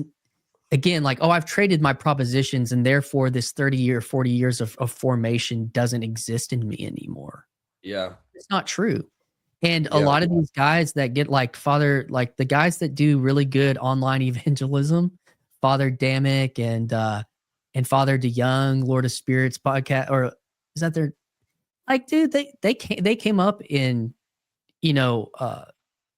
Father Stephen DeYoung was a Dutch Reformed Calvinist, like, and so was the guy who started Willow Creek. Like, so you're coming up, you're bringing these things in, you recognize these tools and the way that they like. Father Stephen Damick was a production, like a church live production guy, like, and he's now just got hired to be like a media production dude for Eastern Orthodoxy. So it's like, okay, like I don't want to downplay that the shifts theologically aren't significant, because I do think that they are, and the practices are significant, but there's also a reality of what you're bringing with you is not like a blank slate. And I think these things will, and that Protestant work ethic going into these Eastern communities that are like, we got to build, we got to entrepreneurize, we got to Geneva this thing, like, Where's that Yeah. come from? Like, I'm sorry. Yeah. So anyways, that's part of my perspective on all that. And I hope this maps onto what you were saying, but this is from Learning in Wartime by Lewis. The cool intellect must work not only against cool intellect on the other side, but against the muddy heathen mysticisms which deny intellect altogether. Most of all, perhaps, we need intimate knowledge of the past. Not that the past has any magic about it, but because we cannot study the future, and yet something to set against the present, to remind us that the basic assumptions have been quite different in different periods, and that much which seems certain to the uneducated is merely temporary fashion. That's a haunting last line. And to ask yourself, am I just here because of temporary fashion? possibly. You know, that it very well. Are you who you say you are? When you became Calvinist in the Young Restless Reform movement, were you really Calvinist then? Or when you left, some of us look back, we were like, actually, there was a lot of good in that, but just pursuing the truth is what we're after. Well, I think that's a great quote to end it on. Bob, thanks for this massive conversation today. So good, man. I was looking forward to this, and I'm looking forward to doing it again. And we will. All right, man.